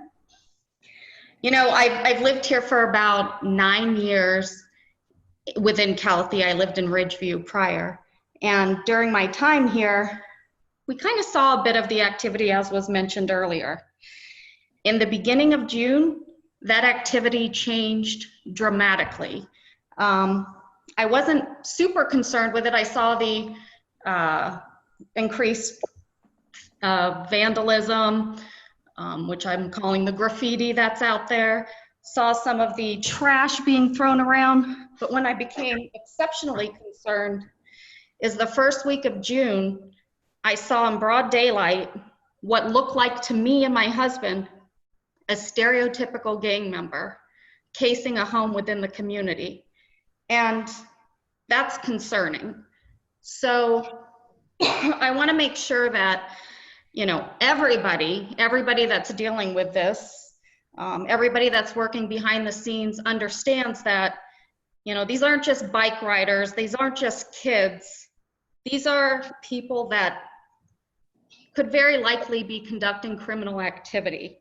And that's not what we want in our neighborhood. Well said, Stacy. Thank you for that. Anybody else who would like to speak to a public safety question or concern? Yeah, John, this is Don Sozi. Yes. Hey, you know, in a couple months, I'll have celebrated my 33rd year living up here on the ridge. And I got to tell you, the things I heard tonight were of great concern to me. And I don't think so much of what I heard, particularly coming from CSD, is acceptable. This area has degraded dramatically because of what's being tolerated out there. And the person just ahead of me just spoke to an obvious gang member. I'm very close friends with one of the members of management of El Dorado Sheriff's Department. And he's told me more than one time that when they check IDs out there, they find people that are in databases of known gang members from Stockton, Vallejo, Alameda, and other areas. And if this doesn't get nipped in the bud and put down right now, you know, the problems are going to be a whole heck of a lot more than just the people out there. And I'm telling you that I'm one of very many people that's absolutely demanding that this problem be fixed, not studied, not do statistics, not any of that, but eliminate the problem. We're frustrated, we're angry, and we're demanding that it be fixed now. Thank you. Heard, understand. Anyone else? Last call. Anything related to public safety from participants' perspective? Okay. You're going to speak, right? Oh, you silly. I thought you were going to speak. I only ended up saying a little bit. Okay, so let's move on because we are going to come back and open it up back for additional Calathea comments. So let's move on to economic development. And Glenn, can you give us a report on anything there? Well, I sure can, and it's been a very interesting discussion, and we definitely have a lot of challenges going on with our parks, but and it's been somewhat refreshing not to be talking about COVID-19 all of the time, but I'm sorry, we need to again. Our economy is very fragile right now. You are going to see a big change in the retail profiles of El Dorado Hills and all the surrounding communities. The virus that people are dealing with right now is going to be changing our economy over the next year or two. We need to do the best we can with the information and science that we have, and right now the best we can do is to wear masks when we're out in public, wear masks when we go into retail stores. The best indications are that is what's going to help right now, and we need to try to save the businesses that we have in El Dorado Hills. We need to support them. We need to go out and frequent them. We need to order takeout. We need to order from our local businesses as best we can. One of the efforts that we worked on with leadership from the county with Supervisor Heidel and some other county staff and the El Dorado Hills Chamber was a campaign. We have a poster that's available. People can pick them up at the El Dorado Hills Chamber to put into storefronts to stay safe, to stay open. If we can have people protecting themselves and protecting their neighbors and their community, we have a much better chance of keeping our businesses open. You're seeing the changes going on around the country now, and they're trying to figure out what the best businesses schools. But we need to stay safe. We need to wear masks as the best resource we have right now to protect ourselves and businesses. So please honor them. I have a retail business. I have a second business here in El Dorado Hills. My family owns both of them, and we are doing everything we can to stay open, and we've stayed open, and our businesses are essential. But we need the help of the community to keep us all safe and that we can keep everybody else safe. So please wear your masks. Please posters. Please get a poster if you need one in your storefront. Contact the chamber. They're in Town Center below the movie theaters as part of the California Welcome Center. Thank you, Glenn. Anybody on the leadership team have a comment or question for Glenn? Okay, seeing none, given the hour, let's move on to good governance. So, Dick, go ahead. I'm going to really summarize what I've got. I think we're seeing an example of good governance going on here tonight, seeing a community come together on a critical issue and speaking up, and that frankly is what it is all about. Governance starts with the citizen and it ends with the citizen demanding accountability. What happens in between, we call them elected officials, we call them county employees, we call them whatever nice name we have. But in between, they have to function. Our county government has a strategic plan. One of its principal steps is, or parts, is good governance. And that means doing things logically and efficiently. And recently, on July 23rd, the Board of Supervisors met with the Planning Commission to talk about the rules that cause how they operate and how sometimes they seem to obstruct good communication. And to their credit of the county supervisors, they've been working to try to take down the internal regulatory barriers and rules that seem to restrict that. And I thought it was a positive step. And I watched the meeting on Zoom, and it was, I think, toward a very good end. So I think that's an excellent thing. The second point I'll bring up is 3 months from today, we have a national election, believe it or not. We have 2 more meetings between now and then. As citizens, we need to be aware of who we're voting for and what we're voting for. Government starts with us. Being a dumb voter, being an ignorant voter is the worst way we can approach our responsibility of good governance. Right now, there are 12 propositions on the California ballot. And if you don't know what they are, you should research them. I will try to find good links that I can provide to Cindy so she can put in the minutes soon where people can go and find out information. It's become apparent through public comment and criticism that the Attorney General's office will bias a description of a proposition depending upon the political outcome and impact that proposition can have. So in a sense, don't believe everything the government tells you. Wait a minute, that's been said before. But the point is, we're going to decide what laws impact us, but if we don't know what we're doing, we're going to get those kind of consequences. And also equally important is know who you're voting for, know the people you are trying to elect, know about them as to what they believe in and how they will work. I think that is something that is our responsibility, and we really can't back away from it. And as a footnote, relative to the Heaven, the Calithia, to that whole problem area, rather than wait for things to reach critical mass, there's a mechanism called Neighborhood Watch, and that should exist in all the neighborhoods, and it takes people to individually take on the responsibility to network and create a database of information as to what's going on. The sheriff, the deputies, the CHP, they can't do anything unless they have information, and we are the best sources of that information. So when someone odds is appearing to case a house, that should get called in. It should be called in right away and let that record exist. Maybe something can be done, maybe nothing will happen, but at least the problem will be known to law enforcement. And without information, law enforcement can't do anything. That's all I've got, John. Thank you, Dick. Any leadership team questions or comments for Dick? Okay, seeing none, let's move on to APAC. John. Okay, very quickly. We don't have enough project updates or new information that merits a meeting for next week. So we'll send the email out tomorrow that we're going to cancel the meeting for August. Our September meeting will be on September 9th, and it will likely be conducted via Zoom like we're doing tonight here.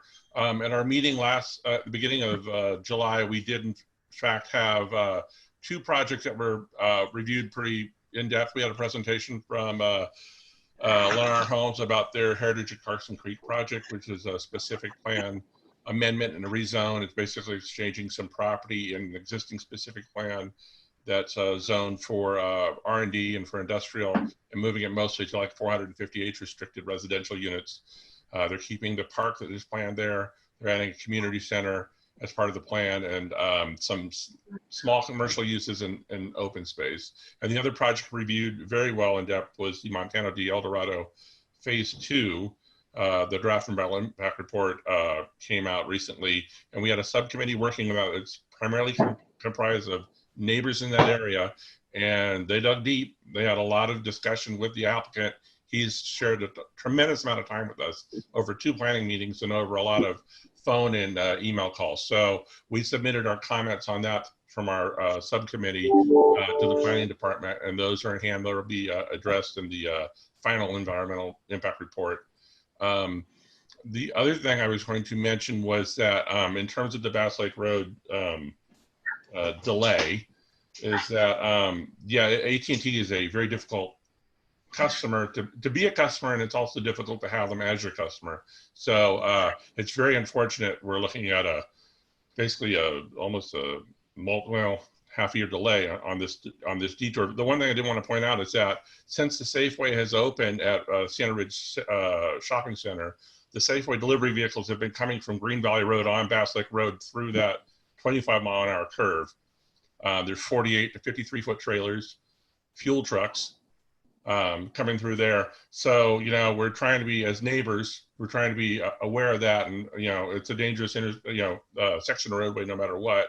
And to that, I was also going to mention that, you know, around about, you know, that project at the Board of Supervisors tomorrow for Silver Springs to award to, staff has recommended awarding the contract to Granite Construction. They have a timeline to begin construction this year, and to have another detour on Bass Lake Road that would basically close Bass Lake Road at Magnolia Hills Drive and route that traffic through the hills of El Dorado and Woodridge and back out on Madera. I think that if we get an opportunity to talk to Raphael about that, you know, I think residents want a solution now, and a roundabout means more planning, more design, more environmental. I don't know that that's optimal. Maybe a roundabout later at a future date, but I think it's critical that this 30-year project, you know, be implemented now. So it's not going. The roundabout discussion is not holding up the implementation of what's currently there, as far as I understand. So it is a longer-term planning thing. So, but my concern is that why build it twice? You know, that's a lot of money. It's $11 million. $11.5 million. That's the question we asked of Raphael. So yeah, I didn't reconsider this earlier, and evidently was considered by DOT, but it never surfaced as a viable option. No, we asked, and they never said it was a viable option in the past. But yeah, you know, 10 years ago it was a $6 million project. Now it's an $11.5 million project. So that's and so to that, you know, APAC had reviewed those things. John, you probably reviewed it when you were on APAC. But those are things that were reviewed 15, 20 years ago, and now are coming to fruition now. Things change. And as you've mentioned in the past, we got to get a handle on how we're planning money to be spent 20 years out when that money is not the same money. So that's it for APAC tonight. Thank you, John. Any questions from the leadership team for the APAC committee? Okay, seeing none. Cindy, community information and outreach. Were you going to do anything with the healthy communities? I was going to cover that last. Okay, this is just a few things that we've been posting in social media. One is the seeds from China. Some people have been receiving them in the county. If you happen to receive any of those strange packages, be sure to call the El Dorado County Department of Agriculture, and their number is 530-621-5520. We also posted about the libraries now being open, so that's something that you can possibly go do for something different right now. PG&E is going to be hosting wildfire safety webinars. Those are coming up. They're going to be from 5:30 to 7 on both August 12th and 19th.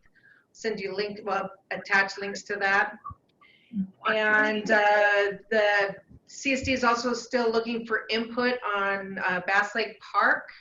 And if you have any suggestions for that, you go right on their webpage on the front, the CSD's webpage, and you can put your information there. That's it for me. Very good. So the last one I was going to cover was healthy communities, and I just wanted to let everybody know that the Board of Supervisors had discussion with staff about requesting additional mobile units or some kind of a testing unit that would come to El Dorado County to serve the needs of primarily El Dorado Hills and Cameron Park, since those are our high density areas.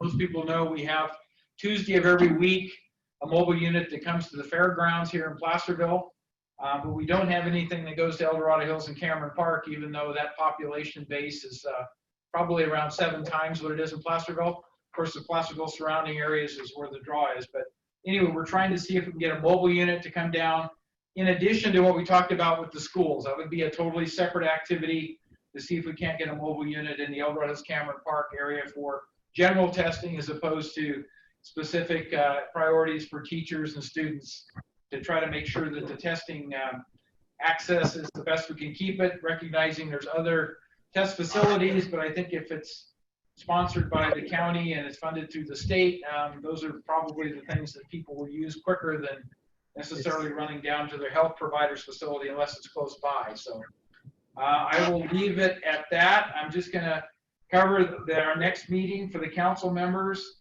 and everybody who wants to attend is Monday, September the 14th. We do have a guest speaker planned. It's Nicole Ibrahimi Aiken, who's our new director of behavioral health. So she's going to be speaking about the COVID prioritization of targeted behavioral health and mental health services, particularly for our youth. So that's a reemphasis again of what we talked about with Dr. Mansala. But I just want to let people know that our Health and Human Services is listening and is focusing on the COVID situation. It's not business as usual, and we are trying to put out the resources out there to make sure that everybody who's in need of that kind of assistance is getting that kind of assistance. So with that, I'm going to open the discussion back up to participants at this point who didn't get a chance to comment earlier on Calathea, and I see a number of hands. So for those of you who are able to stay in attendance, I would encourage you to do that. Please stay by and listen, but Cindy's going to call them out by name, and we'll just try to go through this in an expeditious fashion, but listen to everybody's comments. Okay, we have Ann and Mike O'Connell.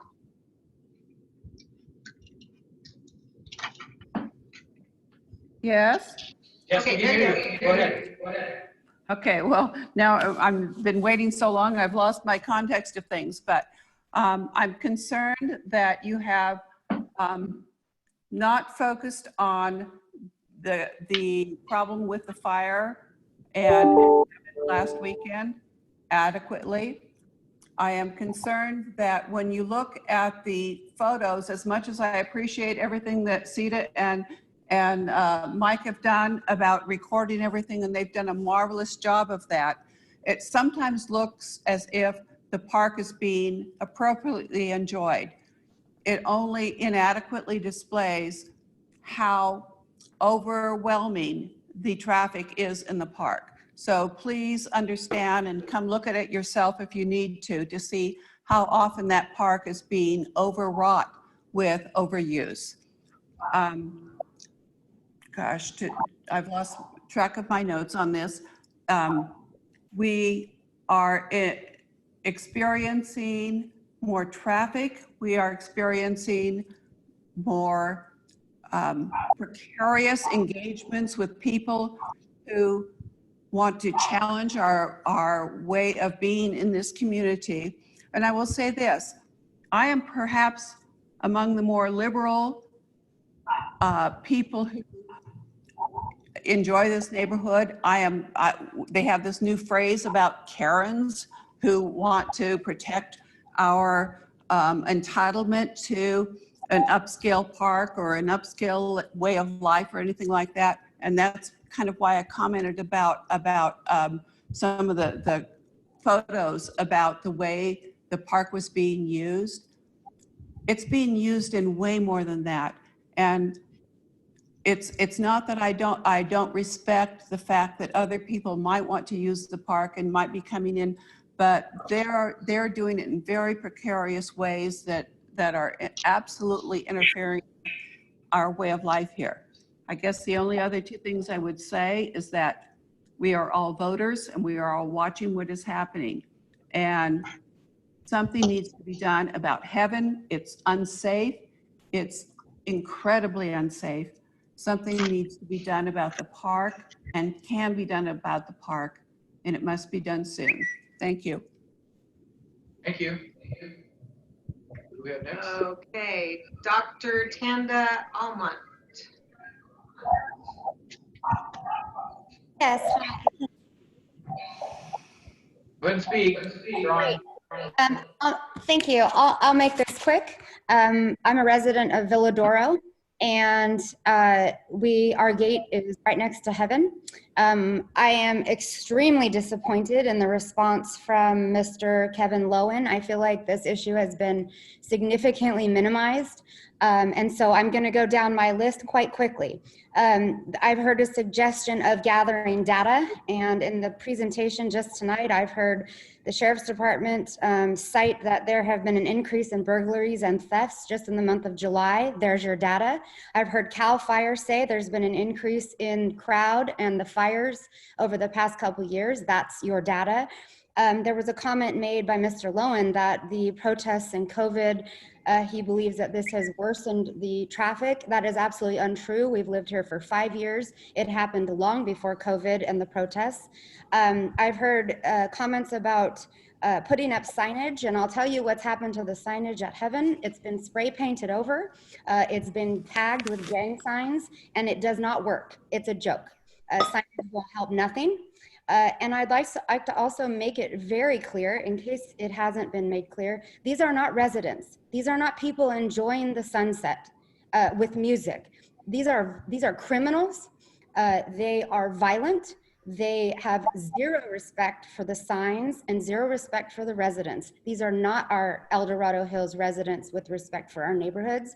And if you want more data, I'd be happy to count the hundreds of cars that come through our neighborhood after they get kicked out of Heaven, where they follow people into our gated community and refuse to leave, and in fact bully our children out of their own park that we pay for. And we're a gated community, so I don't even think that the gates will be strong enough. I hate to be frank, but the migration is serious. This problem is serious, and it's going to get even worse unless something is done. Thank you for listening. Thank you for your comments. Should I do CAL FIRE?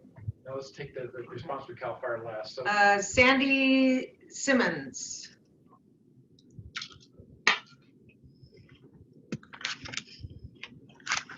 Sandy, you there?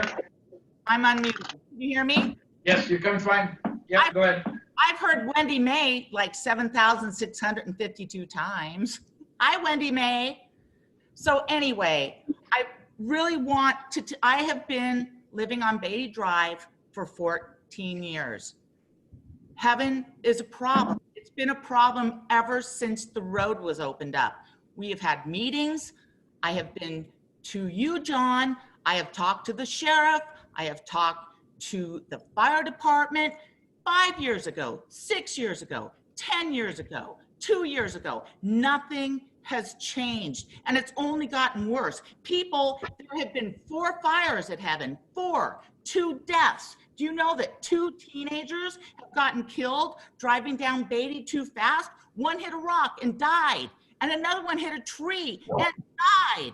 Hi, Wendy May. So it's a problem, and a serious problem, and it's the landowners that need to step up and either gate it or just develop it. I know it's not their phase right now. They're on phase 4 and this is phase 7, but they have to do something. John, we have been through this so many times. I go up there on a Saturday night, there's 30, 40 cars there. I call the police. They go out, they do a great job. And then an hour later, there's 30, 40 cars again. These are not El Dorado Hills kids. They come from Sacramento, Stockton, Elk Grove, and they come up there, tag, have sex. There was a bra in the middle of the intersection. What are we gonna do? I was the first person called because I was the first person that did it. So I didn't. Wendy May, you're back on. What's going on? My memory of what I was talking about. That is not me, But why Miss. is your name keeps? So people who aren't speaking, please mute yourself at this point. Just keep the background noise down. Do you understand what I'm saying, John? Yes, I do. I do. You have lived this nightmare as long as I have. I've been on Beatty Drive for 14 years, and it hasn't changed. It's only gotten worse, and it's bad because the kids have nothing else to do. So now they're going to Calithia or Calithia, whatever you want to call it. It's a joke. Understand. Well expressed. Thank you. Well, come on. What are we going to do about this? What are we going to? Calathea is the jurisdiction of the CSD. Kevin's commented before. They're putting together a plan. I encouraged a workshop be conducted for these kinds of exchanges. So I'm sure things are going to happen. It's just how long does it take to organize it? Wait a minute, John. Calathea is a public park. People should enjoy it, and they can. It's a green zone, and they should. Calathea is a park. I'm talking about heaven. I'm talking about the fire danger. I'm talking about these kids coming up there. I'm not talking about the park. The park is a park, and that has to be changed. But Calathea, heaven? No, heaven's a problem. Got it. Thank you. And so what are we going to do about it? We've been working with law enforcement to try to find solutions for it, so we'll continue to do that. For 14 years, John, 14 years. What is the solution? No parking. Thank you. Thank you, Zeta. We've tried the no parking thing, and there's a lot of issues with that. Red zones, towing, a guard. Somebody help us, please. Just help us. Our entire community, no parking. Help us, right, Zeta? Thank you. We need to get everybody else included. So thank you. Okay, so what do we need to do? We'll follow up next month with an update. Robin Valicenti? No, some of us aren't willing to wait till next month for an update. We want it fixed now. Yeah. Hello? Hello? Is this Robin? Yes, it is. Okay, Hello, go ahead, Robin. Supervisor, and thanks for allowing more public comment. So I wanted to start off by saying, it's been noted by the sheriff and by fire and by the neighbors that it's a different breed of people now. We can't talk to these people. We say, hi, the park's closed. Are you a resident? Oh, I don't have to effing tell you anything. So anyway, people know that there's a different breed of people. We have the fire understanding it. We have sheriff understanding. So we bring this to the attention of the CSD, and I'd just like to point out, you can see that this affects a lot of people, right? There's going to be a lot of neighbors coming. And the response that we get from the CSD is, well, I think we should maybe extend the hours of the park because the sunset afterglow is worthy. And then it may go to, well, maybe we should extend it to stargazing because the stargazing is beautiful. So what I'm saying is the response that we're getting from the CSD is nothing, it's nothing proactive. In fact, it's very defensive, and it's not respecting what the neighbors are saying.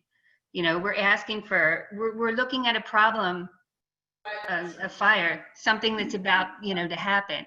Last Friday night, I think all of us neighbors ended up calling the sheriff because there was a tailgating party right outside the CSD, music huge, loud, blaring. And one of my neighbors said, well, we're just waiting for the fire to happen. And Saturday night, the fire happened, okay? It's happening with us understanding that it's going to happen. So we need some sort of proactive engagement. The park is unique. It's a little peninsula. It's a very narrow strip of grass that juts out into a bedroom community, which has turned into a nightclub community, frankly. And sealing the park was recommended by the sheriff's department to do that. And then, so the support that we get from the CSD is, why seal it?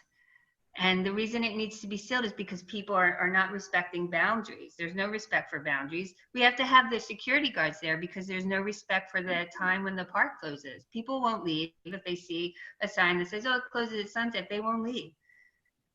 We've had the sprinklers, there's video of people stepping on them, trying to shut them off by breaking them. And that's unacceptable. So I wanted to ask to Kevin, I've had a knock on my door, 10 o'clock at night, okay? It's dark, we don't have street lights, and someone's knocking on our door, which, freaks me out.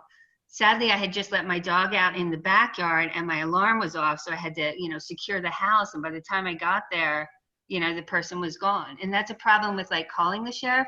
You can call the sheriff drones or whatever, but by the time they get here, the problem's, gone. The people have either moved on or the drone is gone. Filming in our backyard while I was in my hot tub, we had one hovering over us. As soon as I pointed at it, it zoomed away and left. So, to Kevin or anybody that's questioning what's going on, do you have condoms on your sidewalks? You know, walking little kids around the neighborhood and they come across full condoms in the neighborhood. People are going into the Calathea private area from the park, you know, going into the, you know, abandoned lots and, you know, whatever they're doing. We're finding condoms. I don't know what else they're doing. You try to talk to them, they cuss you out. It is a public nuisance and a disturbance of the peace. I've lived here for 11 years. You know, the park has never, ever been a problem. In fact, it's enjoyable if people are there. And we don't, you know, we're not trying to say people don't go to the park, but the boundaries that are set up need to be respected. And they need to be a little bit more bolstered up right now because there is a new breed of people that are coming up here. Let's see. It's also on Instagram right now, stating flat out, you know, this, you know, gets into our little gated community, but it says, oh yeah, it's a beautiful park that's open. You have open access to a gated community. And this was like a guide for Instagram. So suggesting people come here and just go into misinformation. You know, stargazing is on Instagram. So people think, you know, it's open all hours of the night. Yeah, so, and then we also have, and like with the fire, it's just going to be a matter of time till it gets up here. I mean, now marijuana is legal and people smoke, and when they're done with it, just throw it. And that's how fires, you know, can start up here. We also have a concern, you know, and the schools are closed, right? The schools don't want clustering people. So they come to the park, and the clustering is, you know, massive. The volleyball games are all on top of each other. And as Sita showed there, I don't think that was a very good video depicting, it did look like regular recreation, but there are 4 of them set up, and they're all over at each other, you know, bouncing off each other. And COVID is a concern. My husband's here, he's a physician, so he's going to speak for a minute. So go ahead. Yeah, hi. I don't mean to take up too much more of the time that's allotted to Robin, but I just want to say a few things.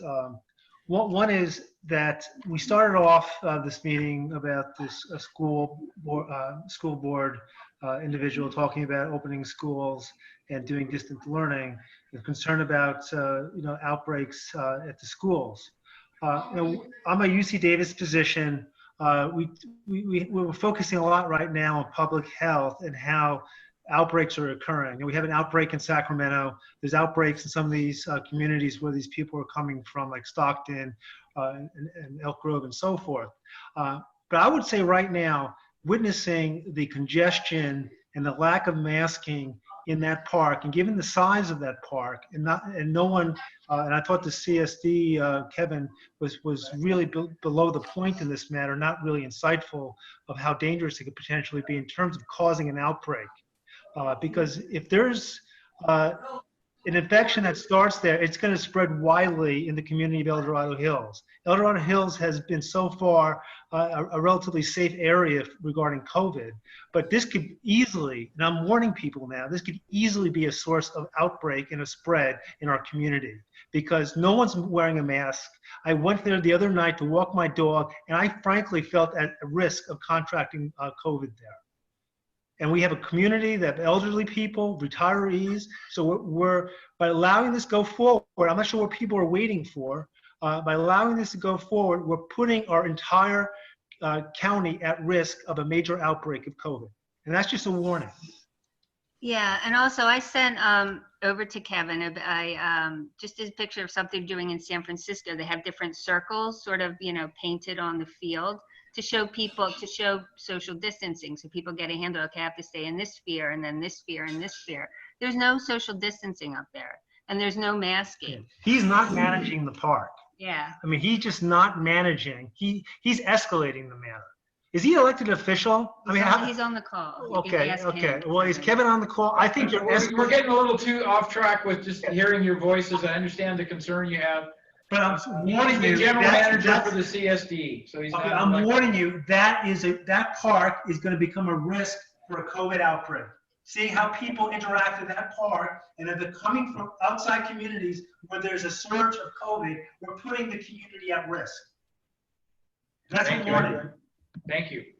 Okay. Thank you for having us on. Certainly. Who's next? Timothy Boss. Thanks for having me.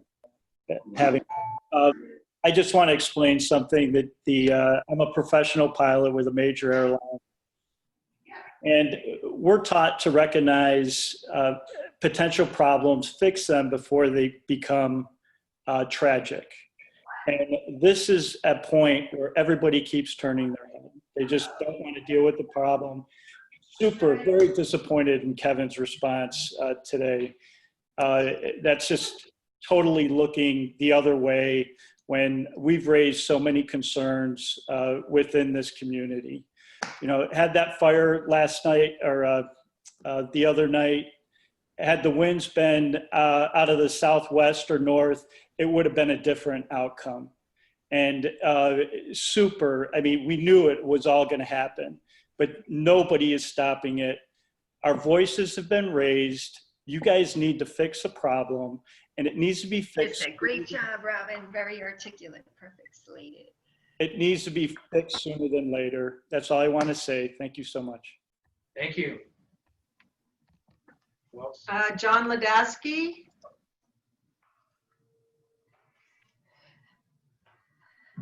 Hello, can you hear me?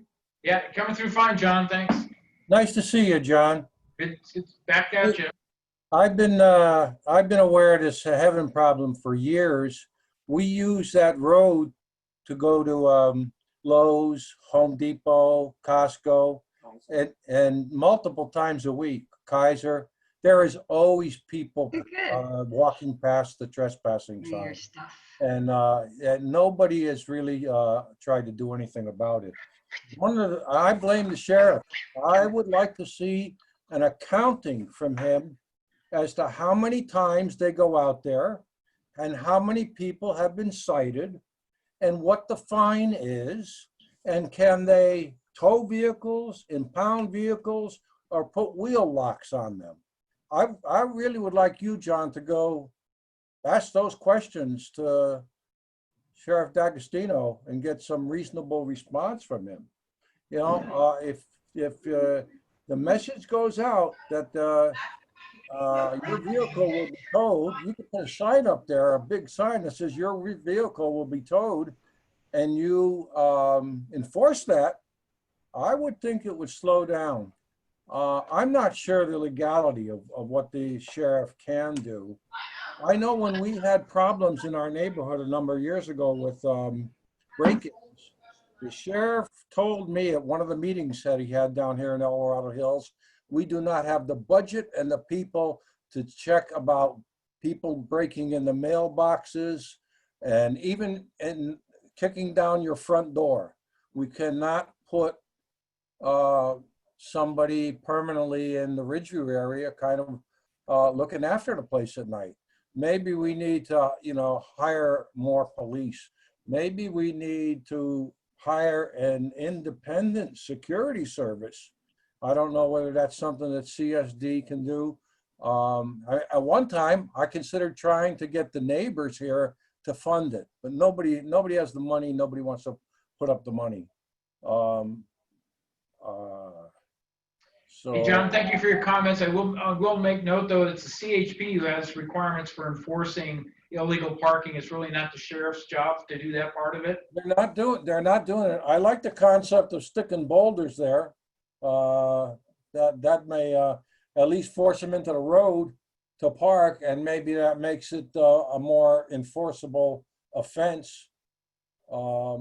But yeah, I'd like to see some accounting from the sheriff's office. If I go out there and sit there, and every time I see somebody parking there, and I call the non-emergency number, I'd be very curious as to if I got a response and how long it took and what was done. You want some data? You know, I'm sure we could find a number of people willing to sit there and say, there are people here now walking right past the no trespassing signs. What are you going to do about it? And we'll wait an hour to see if you show up.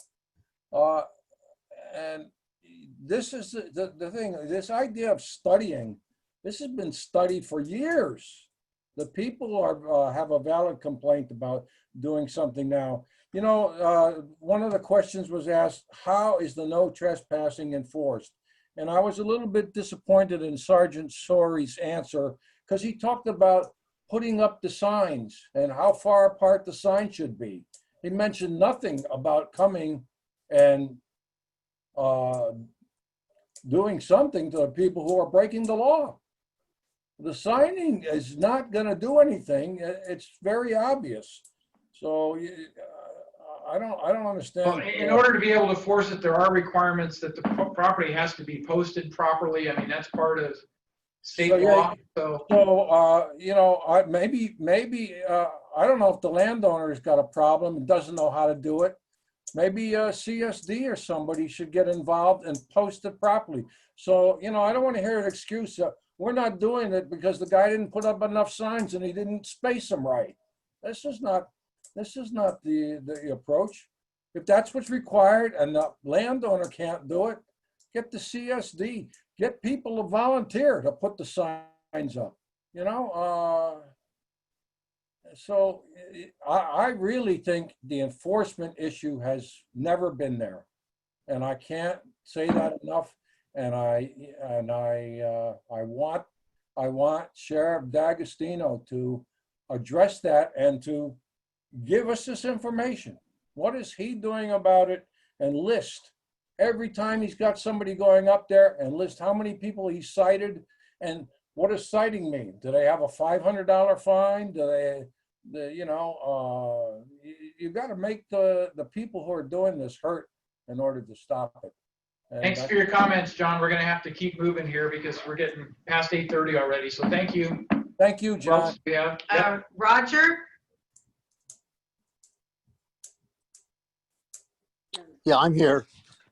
Go ahead. Can everybody hear me? Yes. Can everybody hear me? Roger Taylor. I live next to the vacant lot called The Rocks. And it's funny, I'm just sitting here right now with noticing there's 6 individuals on The Rocks currently.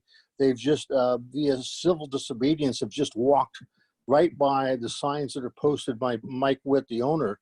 And so, we have a ruthless society that doesn't pay attention to rules. And we're particularly coming to the surface now with Heaven, with The Rocks, with the park that we have here. I've been here going on plus 18 years, and it's always been a problem. It's a bigger problem since Beatty's come all the way through from Folsom.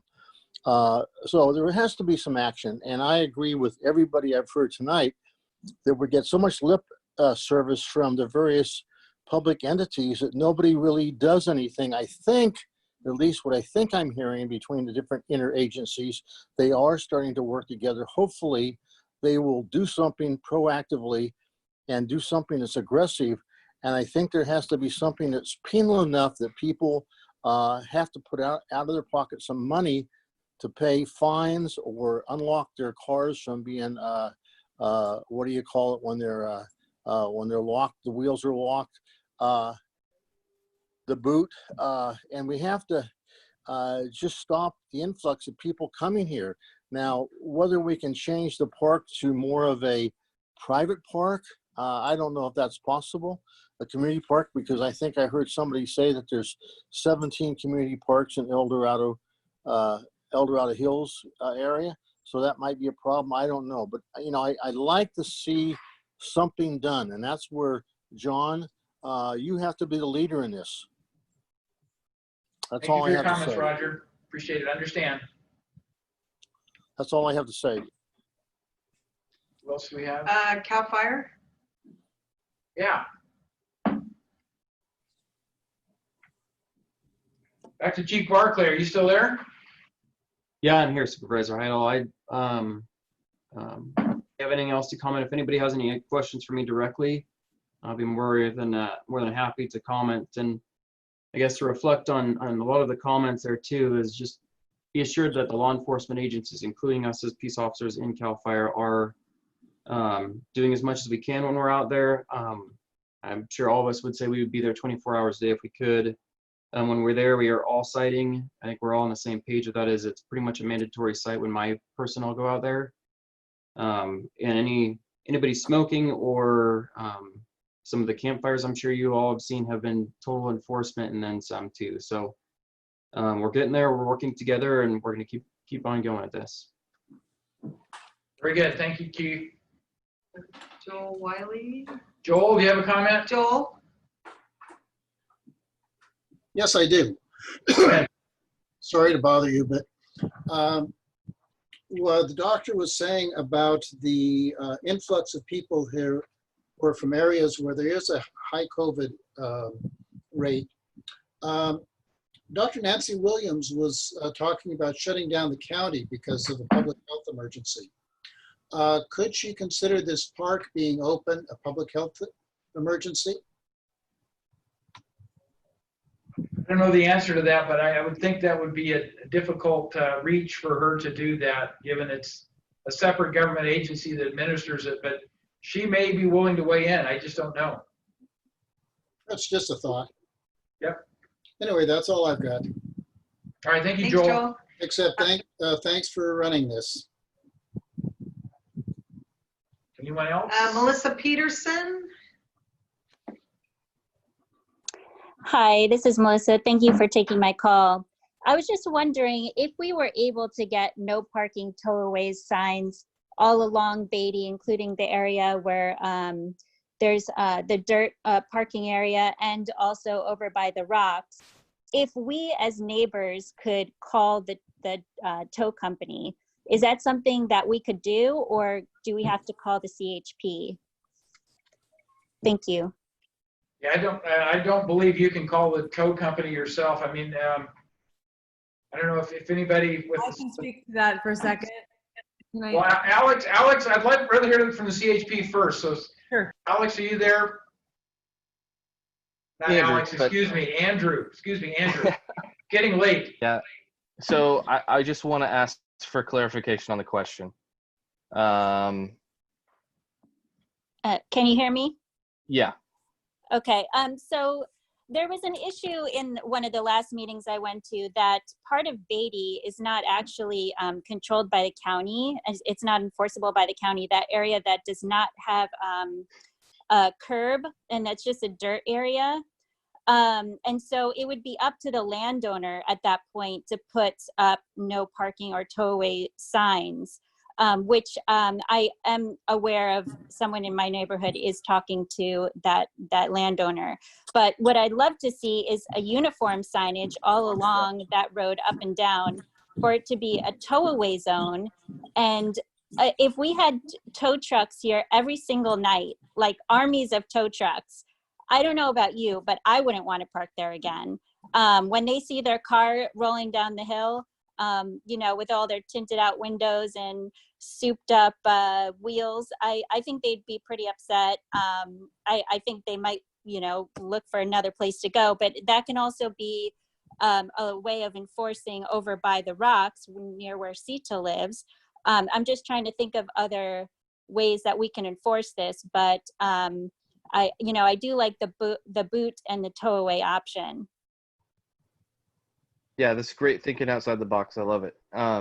So for private property roadway, which is the area on Beatty that is doesn't have the sidewalk, correct, where it's dirt, that the county will. I don't want to speak for the county, but typically I don't think the county's a private property owner would appreciate county posting signs on their property, but they have to comply with 22-658 of the vehicle code. With signage posting, and the private property owner would have to arrange for the tow of that vehicle parked on their private property to remove that vehicle. So the private property owner would order the removal of the vehicle from their private property with the signage that complies with the vehicle. I am aware that this person has been contacted and is willing to put up signage. Is it possible to have the landowner have people on his behalf calling for a towaway? That might be articulated in 22-658 of the vehicle code. I'm sure that there is an authorized agency that can be from the private property owner to that agent to authorize the tow.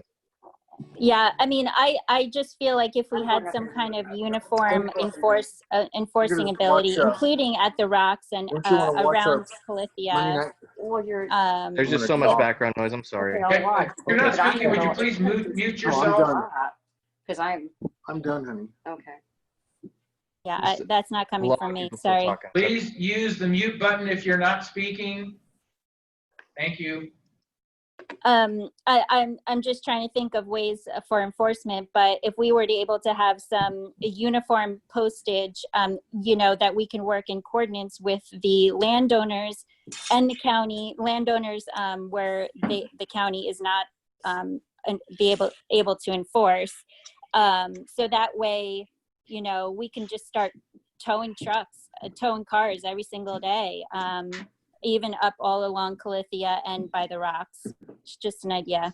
Hey, Melissa, it's Michael Anthal with the fire department, Melissa. I am working with the property owner on the discussion, and we're going to look at the options. I'm going to connect with Officer Brown to make sure our options don't conflict with anything that would be legally enforceable from his perspective. But just to give you the heads up, the property owner, Mr. Fisher, specifically has been contacting me. He's very open to solutions, and we are just trying to work through the list of options. But I think that's good news, that his willingness to kind of find a solution as well. Thank you. I've heard that as well. Looks like Tim wants to talk. So Sita, did you have any final comment on that after Andrew spoke? Just a quick thing. I wanted to confirm because I'm actually going to be a tow ambassador up here. So it's true when it's a private road. So inside of like an HOA gate, or maybe that stretch on Beatty to be determined the jurisdiction of what's private and public there. But on a private road, you can, as the owner, so for example, like the HOA community, create a policy for towing. They contract with a tow company. There has to be signage, distance, a certain space with specific instructions on it to be legally enforceable. And you can designate somebody to be ambassadors or to tow. So yes, that is true. My understanding, though, I can't speak to public roads. There's a different scenario, which I was researching, and you guys have already been writing, you guys. Melissa, thanks for bringing it up. But I've been looking into this, too, of our community and trying to see if this is a good solution that people can get behind. And it's a good alternative. Get the private sector in, get tow trucks up here. Thank you. So Tim, did you have a comment? You need to unmute yourself. Hello, is that better? John? Yes. Okay. I want to thank everyone for participating, because we know what the problem is. I mean, many problems in both the park area and on Heaven. I think we've heard a lot of possible solutions, some which may be legal, some which we have to, various groups have to explore with the sheriff's department and highway patrol to see whether they are enforceable. I think the difference this time, because Heaven has come up for many years, and certainly in the 6 years I've been here, it's been discussed many times, and someone said maybe a little lip service has been paid to it. But I think the most important thing right now is we seem to have Sita Burgess and Mike Rapolo really organizing the neighbors that are most directly affected. And I get the feeling from the comments from the neighbors, they're not going to let it go this time. So every politician, every agency, every person who can participate in the solution seems to be involved. And I think that as long as we keep putting, bringing this up every meeting, every discussion, getting regular updates, we will be able to come to a solution. I know it's always frustrating, but I do believe that this is when I'm really seeing, as Richard Ross would say, it's citizen participation, it's democracy in action, and we're speaking directly to our elected supervisor. In your case, John, representatives from the CSD have been on the call, so they're going to hear, and we should make them hear, let them hear what we want done, and then work with everyone to get something done. I think we're past the time of just talking about it. We're actually going to see solutions coming forward in the next, 2 months, 3 months. I know it's going to take a while before everything gets done, but we are seeing action starting to take place. And I think that's the most important thing we can take away from tonight's meeting. Thank you, Tim. Okay, last call. Anybody who's a participant that wants to make a final comment? Let's see. Let's see the attendee. See anybody? Let's see who This will be recorded Carl- and posted on Carl YouTube. Steinauer. Carl, you there? Carl? Hi, can you hear me? Yes, you're coming through fine. Yes, this is actually Ray Kavanaugh. Carl Steinhauer is my husband. We have lived here in El Dorado Hills for the last 15 years. We have been on Moss Ridge for the last 5. I got to tell you, it has been an absolute nightmare living here for the last 6 months. We're right in back of the park. What Kevin said as far as research, I wish you'd come and sit in our back patio. We have been housebound as a result of all the noise, the volleyball nets set up, the boom boxes going, the signs are up. Totally a nightmare. Now, I'm 67 years old. I grew up in South Sacramento in the Valley High. You're coming down? The Valley Okay. High area. And I have to tell you, El Dorado Hills, if they continue in the direction that they are going, Alethea Park will become Mack Road. That's all I have to say at this point in time. But there's been no action. There's been no movement. And it's time that we make things change. I was up at 1:30 on Saturday morning and saw the fire blazing. At 1:45, I was kicking people out of the park in Clethea who probably lit the fire that were watching it. And at 3:30, there were still people in the park, and I had to call the sheriff. We are close to becoming Mack Road, and action needs to be taken. End of discussion. Thank you. Thank you for that. Okay, we've finished, exhausted the list, hopefully. Let's see. We had better not become Mack Road, that's for sure. Yeah, Well, Tim's. nor Oak Park, nor any of those other famous places, so. I think if this goes that direction, and I grew up down there, I know what he's talking about. We're going to become a bigger problem than any of you can comprehend at this point. I don't think you truly comprehend how fed up and disgusted we are with this problem. Okay, Cindy? Oh, she's already talked. So, Okay, so I think we've gotten through the list of everybody who wanted to speak. oh, RB. RB, except for RB, it sounds like. Okay, RB.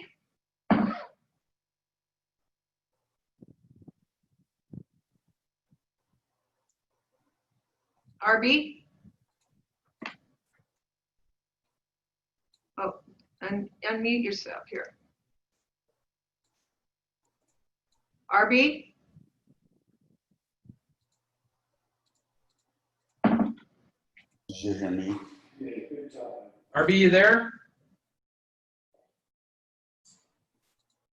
Okay. Okay, that's it. I see Tim Tim has his hand up. Okay, Tim, do you have another final comment? I do want to shut it down. We're almost at 9 o'clock, so we need to wrap here. Tim, did you have anything else? Unmute yourself. No, I made Okay. a comment. Yeah, thank you.